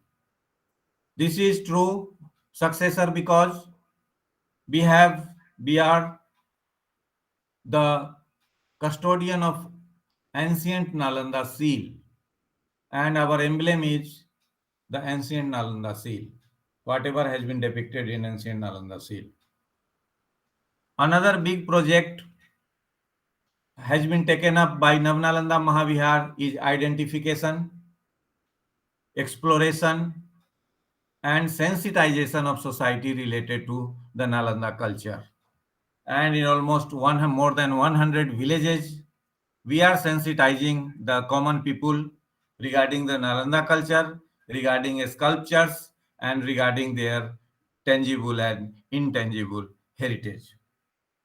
So these are the things, and very soon we will enter into, it's my request to Professor Chueming, we will enter into MOU with your institution and Fukong Sang also to recollect and regain the scriptures of ancient Nalanda University and its interpretation and reinterpretation.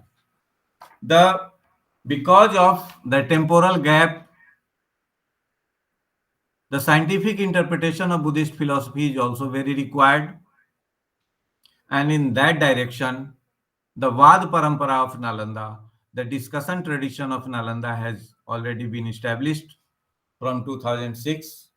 And we have 4 volumes publication on Nalanda Vad, Nalanda discussion tradition, and there is a big relationship between philosophy and science. So we have published more than 4,000 articles in 4 volumes, not 4,000, maybe 2,500, related with consciousness. What is relationship between consciousness in modern science and consciousness is Buddhist scriptures in all philosophical schools like Yogachar, Prasangik, Sautrantik, and so on and so forth. So the Vad Parampara has fully established at Nalanda, and once in a year we organize such a beautiful tradition of ancient Nalanda culture. So all things like medicine, Nalanda sciences, Nalanda knowledge system, collection of scriptures, study materials on the basis of ancient Nalanda culture, we are doing one by one. And with this, the reconstruction of Nalanda tradition, the process of reconstruction of Nalanda tradition is going on. And we pray the Buddha that one day we will achieve the goal. We will fully or maximum percentage we can reestablish the tradition. So this is the humble efforts made by Nalanda Mahavihar for the re-establishment of ancient Nalanda culture, not only for Bharat, but for the well-being of the whole universe. Once the medicine, once the chemical-free culture will be established in the world, then it will be a boon for the whole humanity. Okay, thank you.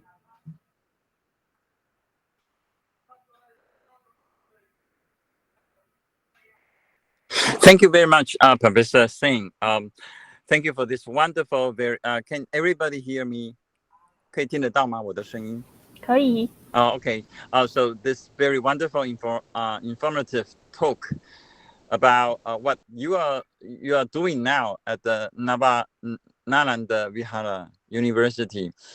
So what you are doing is not only a restoration of ancient glory and historical heritage, but also link that ancient knowledge to cope with what we call the crisis of global modernity and for the betterment of the world. Thank you so much. This is really, really important and meaningful. 就是古曼信教授他就告诉我们在古代的那烂陀有非常多的重要的人类的这种资产哈文明资产啊，特别是这一些知识哈这个知识，所以他们现在正在做的不只是把过去古代的这些知识给恢复了哈，然后他们也觉得古代的这些知识对我们现在的身心啊疗愈啊，或者甚至于这种农业啦比较环保的农业啦，比较环保的建筑等等都有帮助，所以是一个非常重要的 work。好谢谢。那我们是不是move to Professor Travagnin Stefania 我们的好朋友 Stefania 阿芬他今天可能不在现场，但是我们有 record 的那个我们已经有录下来的那个他的演讲对吧？我们可以开始播放。请问有声音吗？我这边现在没听到。影片没有声音吗？没有听到，我只有听到你的声音。好，稍等一下。影片没有声音，那你要自己讲吗？我要怎么播啊？那我用这个去搜。不太清楚。等一下。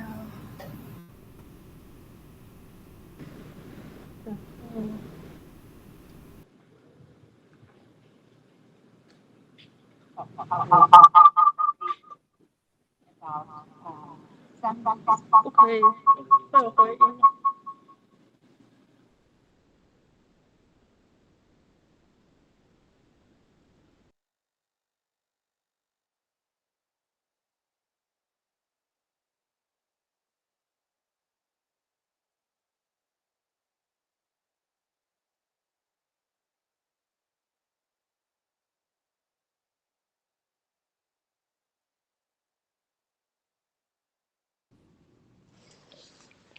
我现在趁大家哈，就是在我们大会在处理那个声音的那个问题的话，我因为可能线上我们有些朋友没有拿到我们这个手册了哈，就是简单的讲一下现在这个 Stefania 他这位教授哈，现在他在伦敦大学亚非学院哈，那个叫做历史文化哲学的这个系所哈，在教佛学。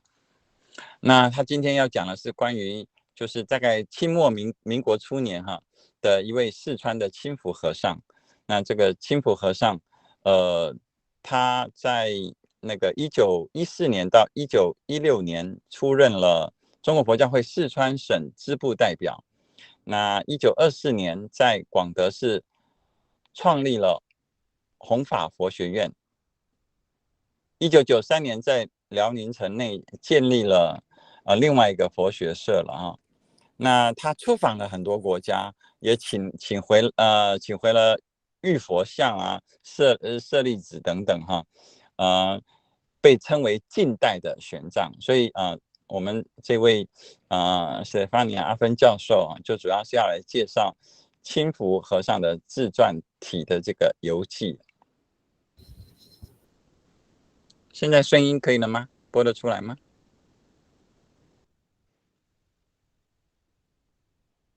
我现在。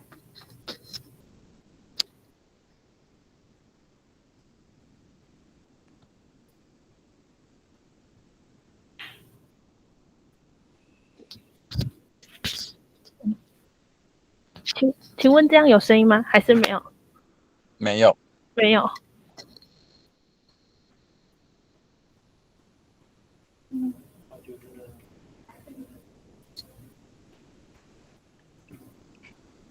如果因为你在讲话是有声音啊，如果你可以用另外一个电脑播出来，就是刚刚会有回音。哦，对对对对对，我看一下。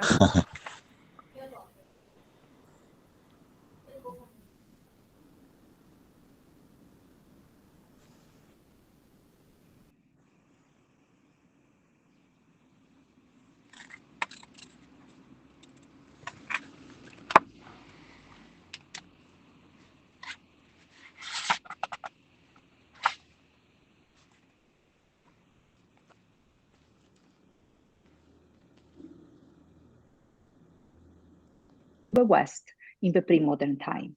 可以了。 This tradition continued in the following centuries, especially at the times of decline of the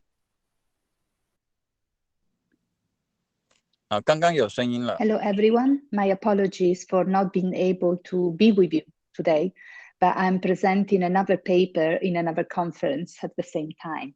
That's why I'm sending just a recording. So I will present my paper that is about some Buddhist monks from Sichuan. Chinese Buddhist monks have been traveling west since the early and formative stages of Chinese Buddhism.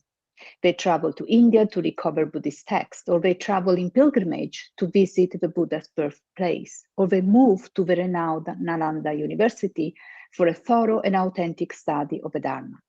Where figures like Yijing, Faxian, and especially Xuanzang remember as important example of Chinese monks who traveled to the West in the pre-modern time. This tradition continued in the following centuries, especially at the times of decline of the Dharma in China. These travels, we had a number of destinations in South and Southeast Asia, including Myanmar, Thailand, Sri Lanka, and India, served to recover the Dharma in different formats. The end of the 19th century and the beginning of the 20th century, so from the late Qing and the early stages of the Republican era, this time represents another important moment of reinvention for the Buddhist community and practice in China, characterized by travels to the West. My paper today will focus on Sichuan in southwest China, and more precisely to what is known today as the prefecture-level city of Xuening. Main attention will be given to the monk Qingfu, who traveled to many Asian countries, bringing Buddha statues, relics, and sutras back to China. This is why it has been titled A Modern-Day Xuanzang. I will introduce and analyze monk Qingfu's autobiographical account of his travels to the West and focus on his role of bridging Chinese Buddhism with Southeast Asia within the context of Yuanshi Fojiao, original Buddhism. In the second part of my paper, I will extend my attention to another monk, Chen Yuan, also from Xuening, and also lived in the end of the Qing era, in the end of the 19th century and the beginning of the 20th century, and see how he also tried to bridge to the South and Southeast Asian Buddhist tradition. So the second segment will expand on the historical and cultural context of the modern Xuanzang Qingfu. Before going into Qingfu, I need to specify that all these monks that I'm going to talk about today, Qingfu and Xuening, they're all based in Qingfu and Chen Yuan, they're all based in temple in Xuening. Xuening is this town in the southwest China that is being recognized as the Guanyin Guli, so the hometown of Guanyin. And a number of temples there are connected, or legends that connect them to the Princess Miaoshan. And all the monks that I'm going to talk about today and the temples that I'm going to mention today are also somehow linked to these legends that want Guanyin to be living in Xuening.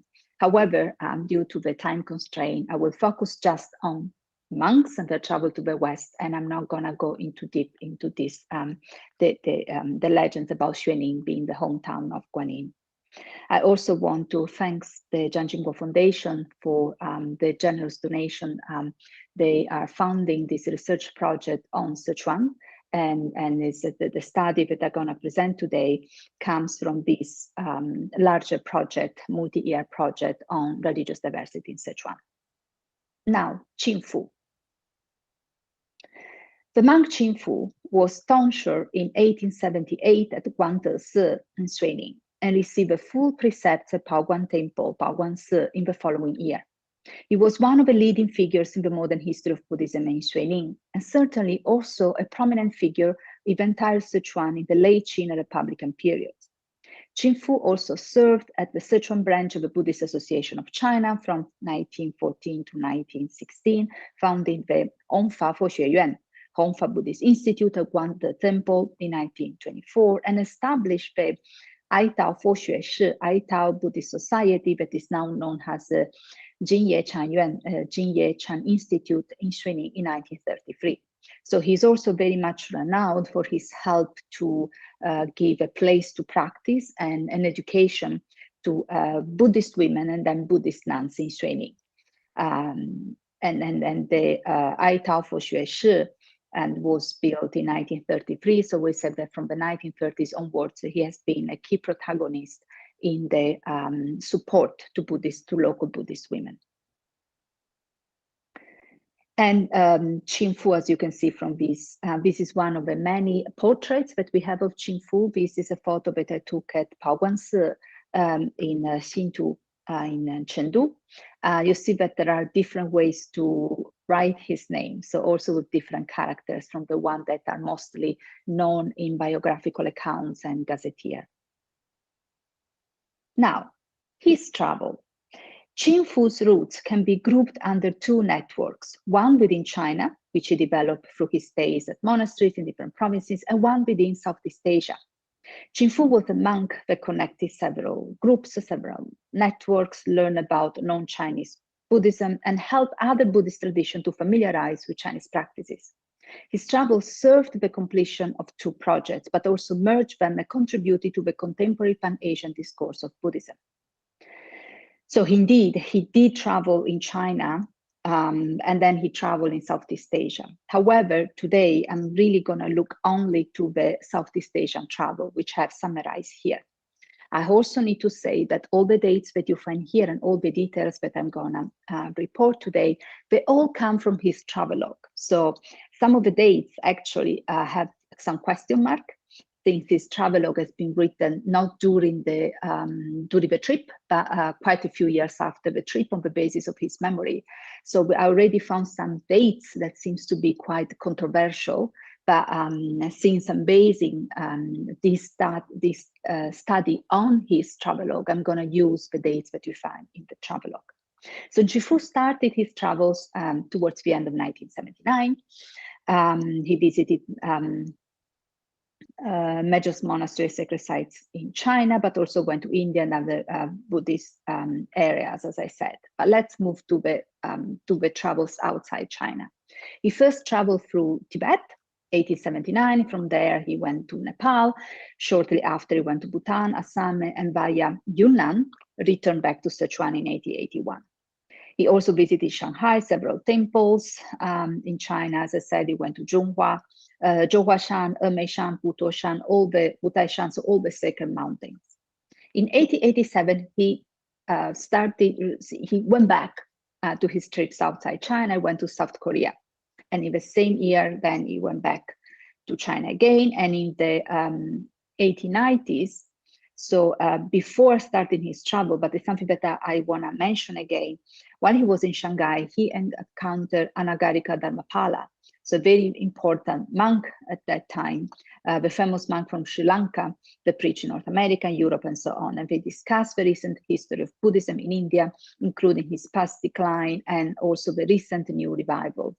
And it was through meeting, because he met Anagarika Dharmapala, it was through talking to him that Qin Fu really made this clear plan to visit India and see where Buddhism actually had originated. After a few years in China, Qin Fu then visited Japan. And at the turn of the new century, he finally moved from East Asia to Southeast Asia. And he did a number of trips, including the visit to India.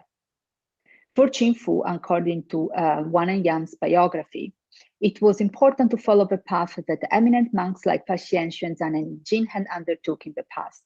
In Qin Fu's mind, India was more than just the birthplace of Buddhism. He was also where, in the present time, texts and other material representation of original Buddhism could be recovered from. So eventually, in April 1902, Qin Fu started his long journey through Southeast Asia and India. He first reached Vietnam and then Thailand. In Thailand, he received Palm Leaf Sutra and some Buddha images. So when he moved to Southeast Asia, he also started accumulating different forms of relics, either directly Buddha's relics, but also some other material forms of Buddhism. From Thailand, he moved to Singapore, and there he traveled to Malaysia. And then in 1903, he reached what is today Myanmar. And in Myanmar, Qin Fu admired the large quantities of Buddha's relics and also how local monks, is something that he noticed both in Thailand and Myanmar, so in the Theravada communities, how local monks were living and practicing according to the customs of the early Buddhist communities, and how they were actually respected by the local society. And from what he writes, you have an idea that it feels that the monks were more respected in Southeast Asia than in China. In February 1906, he made his firm intention to go back to Southeast Asia, and I forgot some parts. In 1904, because this is quite important years, Chinfu went to Bangladesh and finally India, and in India he completed pilgrimages to the main sacred sites. From there he moved to Sri Lanka, and in Sri Lanka he also collected a number of relics and other sutras. In 1905, in Myanmar, Chinfu was able to receive 3 jade Buddhas that he later distributed to a number of Buddhist temples in southern China. Then Chinfu came back to China in the end of 1905, and so he ended the first long mission in Southeast Asia, that, as you can see from the slide, extended from 1902 to 1905. But in 1906, he made this very clear intention to go back to Southeast Asia. He wanted to have more UFOs, more jade statues of the Buddha, in order to distribute them to other Chinese Buddhist sites. So Chinfu returned to Myanmar in 1907, according to his travelogue, and eventually succeeded to collect other 6 big jade Buddha statues and 18 small jade Buddha statues. So Chinfu then returned to China in 1908 and went back to Xuening and Guangdesi, more or less, and where he's lived more or less continuously since 1910. So in total, Chinfu collected 5 palm leaf sutras from Thailand and Sri Lanka, a number of relics, 15 pieces from Sri Lanka, statues, 27 jade Buddhas of different sizes from Myanmar, and other objects like robes and images. And Chinfu distributed these so-called Buddha's relics to several temples in China. And also he built pagodas to host and worship the sacred material. For instance, in Guangdesi, you have one of the big jade Buddha. And you can see here from this image, this yellow, it looks like a yellowish Buddha. So the Jade Buddha Hall, Yu-Fo Tian, was built in 1911. And at the same time, of the pagoda that then hosted the Buddha. So he also built another pagoda, which I don't have an image in this PowerPoint, to host Buddha's relics, the Shalita. Then there was a stele engraved in 1912 with a text that explained this Sila Yu-Fo-Ji, so this how this Buddha statues that was coming from the West was composed by the monk Yuan Xin. A year later, Chinfu brought the other side of the stone, his old memoirs of collecting the statues and collecting the relics.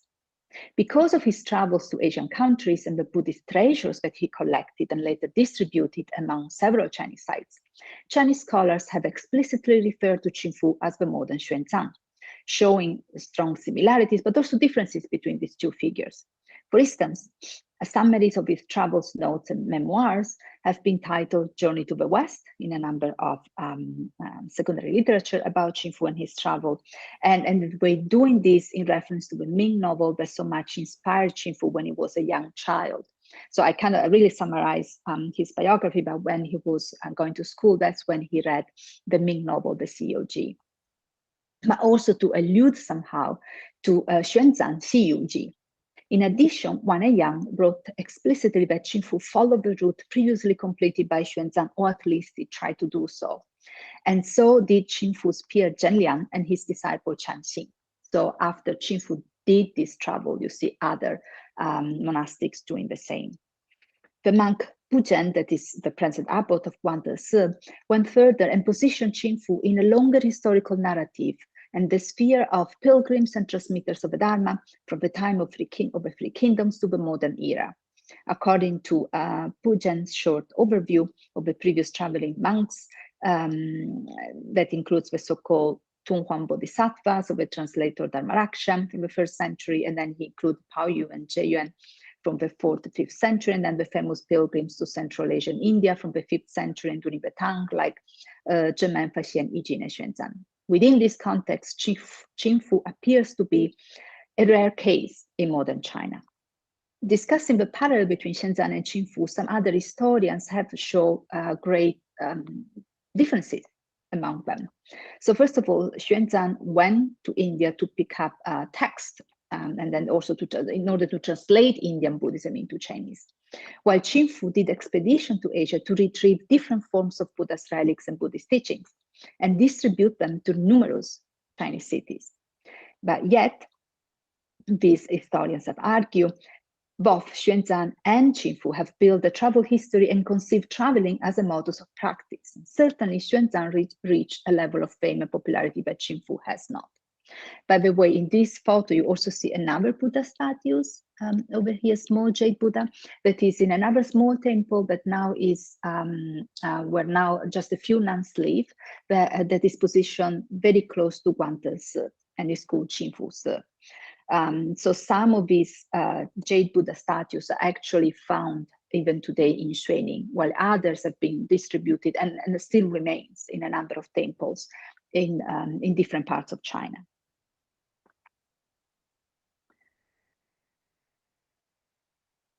So Qingfu's travelogue can also be regarded as his autobiography.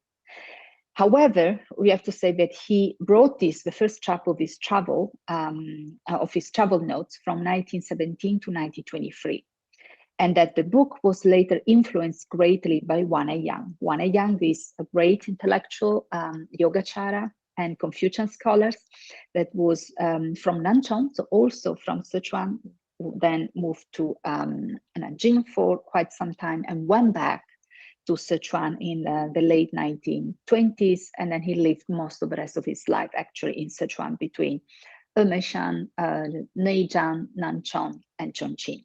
So Wan'er-yang have been, it seems that according to the records, that Wan'er-yang have been in touch with Qingfu and also helped Qingfu writing and revising his travel notes. Only a few copies, only 300 copies were printed. However, from the history of the temples, we know that were all destroyed in a fire incident. Then Qingfu was able to store some lithographed copies of the book in Guangde Si, set in Jinye, in what is now Jinye Chaiyuan in Jinye Temple. In 1934, he revised and supplemented the books. So we're talking, quite 3 decades after he completed his travel. And in 1960s, only one set of these lithographs and one set of the woodcuts remain in the Jinye Temple, which were quite precious to the nuns that lived there. However, then you have the Cultural Revolution, and the book kind of disappeared. The book was divided into different volumes, kind of disappeared, and it was recovered and restored only less than a decade ago. So 10 years ago, more or less, the book was found again, and now it's being published, not many copies. And Puchen Fashi, the abbot of Guangde Si, has been also able to give a kind of analysis and an account, his own account, is kind of rewriting it in a more Paihua, the contents of the book. Many of the characters that you find in these travelogues are actually dialect, come from local dialects, or are characters and coming from the local language of Xuening. So for someone who is not local, some passages can also be very difficult to be understood. Now, the book is extremely important, and one of the missions that I have in the future is actually to translate the book.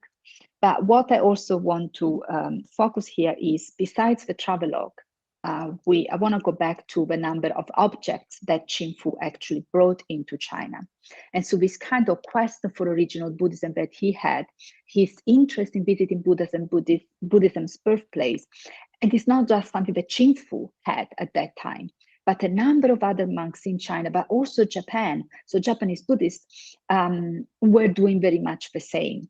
There is a very nice book written by Richard Jaffe that kind of reports lots of information about Japanese monks that organized travels to India, Southeast Asia, very much at the time of Qingfu, slightly earlier. And those travels could be compared also to Xuanzang and Fanxian's early missions, and their travelogues recorded by Japanese monks became also a popular genre in Japan. So we see a kind of parallel what Qingfu was doing to what Japanese Buddhists were doing pretty much at the same time. And all of them were kind of referring to Xuanzang or these early Chinese Buddhist monks in writing travelogue and in their travels. Like Qingfu in Xuening, Japanese also collected Buddha's images or relics, enshrined them in Japanese temples, and contributed to erect rebuilt steles in India. As I said, Qingfu is not the only one in Xuening that and from Guangzi that did something similar. So here I'm going to tell you something about Chen Yuan, a monk that lived more or less slightly younger than Qingfu, who did something, let's say, also traveled, but it took a step further in the sense that he also decided to be ordained according to the Theravada tradition. So Chen Yuan was native of Xuening, became a novice at a very young age, was tonsure at Guangzi in 1915, and became fully ordained at Paoguansi in 1919. In the 1930s, he was abbot of the Haihui Si and founder of the Zhongguo Fojiao Liu Xueyuan in Hangzhou. Chen Yuan was also founder, chief editor of Fojiao Shijian in 1955, a journal that then he moved to Singapore a little bit afterwards. As I said, he was interested not so much in material Buddhism, but more in the Vinaya, in the discipline, and in the Pali text. So he translated a number of texts, Pali verses from the Dhammapada, and published the collection in this Pali Wanshanjing, a text that is still from the 1950s. It was published in Malaysia and is still available. Now, unlike Qingfu, as I said, he had a slightly different path. So he went to the World Sangha 6th meeting in the 50s. He asked to be fully ordained in the Pali Theravada Vinaya. He received the Theravada monastic robe, the balls, and the ordination certificate, and became very well known in the Southern tradition, also known as Chen Yuan Kashapa. Chen Yuan claimed it was important to be ordained in both the tradition, so to merge all the teachings and develop one only legacy of a Buddha. Chen Yuan argued that at the time of the Buddha, the discipline of a Sangha was the real Dharma, the core essence of Buddhism. Consequently, the Sangha precepts in Pali Wan Bi Chu Jie, should have been taken as model and standard for all Buddhists. These arguments were in line with the writings of other monks from those decades, where the respect of the precepts was seen as a condition for reviving Buddhism in China. Chen Yuan shows strong determination to study sutra as well as Vinaya texts of different tradition. He mastered Sanskrit, Pali, even English, and like Qingfu, he traveled to Southeast Asia. He moved to Thailand and Myanmar in 1929 for investigating origins and first development of Buddhism. So something very similar to what he did there. He spent quite some time in the Malaysia Penang Institute of Buddhist Studies, and it was there that he translated this text, and then he used also as a textbook. He wrote and discussed connection and distinction and share points between Mahayana and Theravada, which he called Xiaoshan, he called it Hinayana. He also had extensive correspondences with important monks in the 50s at that time, like in Shun, discussing customs, the Theravada and Mahayana, the Vinaya precepts, the way of life of monks. But even if he was underlying both differences and share points, his main, let's say, his main aim was to show the share points. So what of the Theravada was still present in the Mahayana. Now, Qingfu, we talked about Qingfu before in the context and how what he did kind of resembled what other Japanese Buddhist monks have been doing pretty much at the same time. In the case of Chen Yuan, I think what he has been doing, his interest in Southeast Asian Buddhism and the Pali Buddhism shown by him is kind of connected to what other monks have been doing at that time. I'm thinking about Fafan Pashi, which lived between 1904 to 1951, from the cohort of Taishu, who spent several times in Sri Lanka for studying Pali language and completing several translations from the Pali canon. This was all tied to the question, again, of Yuan Shi Fujian, original Buddhism, the larger debate of a reconceptualization of a Hinayana as something other than the lesser vehicle, and it also relates to a renewed respect for the Theravada model in the context of the Vinaya revival in the Republican era, and generated a deeper attention to the Agama scriptures too. For instance, I wrote an article, I co-authored an article with Bikwanalayo when we have been looking at this revival of attention to the Agama from the late Qing, and especially in the Republican period. And Lian Qichao was the one who argued that China was witnessed a revival, a Fuxin of the study of the Agama, a Hanxue Fuxin, in the early 20th century, while other scholars like Zhang Mantao noticed that the study of the Agamas and Pali texts represented the main difference between traditional Chinese Buddhology and the modern new Chinese Buddhology that started in the early Republican period. In addition, according to Lian Qichao, the study of Indian Buddhism also aimed at knowing more about the social and religious condition of India at the time of the Buddha. So somehow both what Chen Yuan and Qin Fu have been doing was really to go back and rediscover the India of the Buddha. If for Chen Yuan, it was very important to learn the language, to translate text, pretty much like Fa Fan and other monks were doing at the same time. For Qin Fu, it was also equally important to bring material culture in, like Japanese Buddhists have been doing. So I just wanted to give you these couple of examples to show also, as in the Republican period, we do have evidence of Buddhist monks traveling to the West, imitating Xuanzang and being named afterwards as the modern Xuanzang of China. Thank you very much for your attention, and I wish you a great continuation of the conference. Thank you very much. OK， 非常谢谢Stefania 阿芬教授哈。阿芬教授应该是不在了哈，他现在应该是在德国汉堡大学参加另外一个关于中国佛教的会议啊。And I think the time of this, we almost used up the time of this session. I don't have time to translate Professor Stefania's talk in English. I can just simply summarize and have a very short response for the audience in Chinese. 就中文简单介绍一下，就是阿芬教授所讲的这个清朝末年、民国初年一样，有我们这个叫做西行哈，用这个话来说，就西行的那个僧人哈，比如说他说跟玄奘一样有这样子的那个 model， 当然这个 model 不是从玄奘开始了，我们大概从20世纪就开始了，这个就是一个佛教传入中国的故事。那佛教传入中国之后呢，很多僧人为什么要往西去呢？他们基本上考虑一个问题，就是说从印度传过来的佛教，包括经典啊，我们了解的对不对，传的够不够哈？所以陆陆续续都一直有西行的僧人。不过这个清末民初的西行的僧人跟早期在中国西行，包括法显、玄奘的可能我觉得里面有一些不太一样的地方。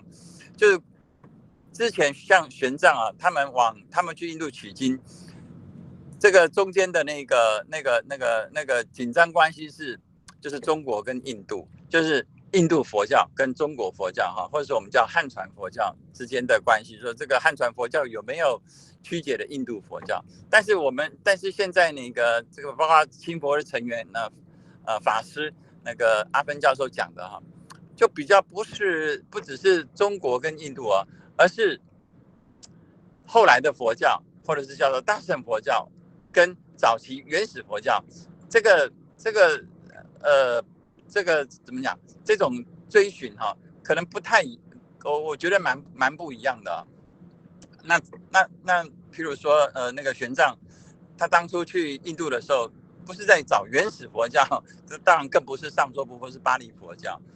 那这个原始佛教或者是上座部或是巴利佛教的概念，在清末民初有一些法师就是有这样子的想法。那这个它的整个那个历史背景哈，也是值得我们去探索比较的。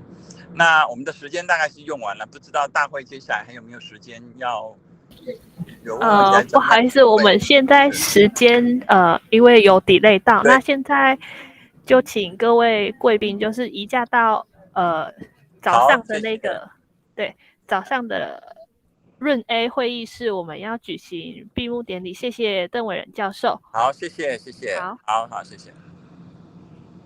Thank you all your participate, and we are now moving into the room A. We have the close ceremony. Thank you.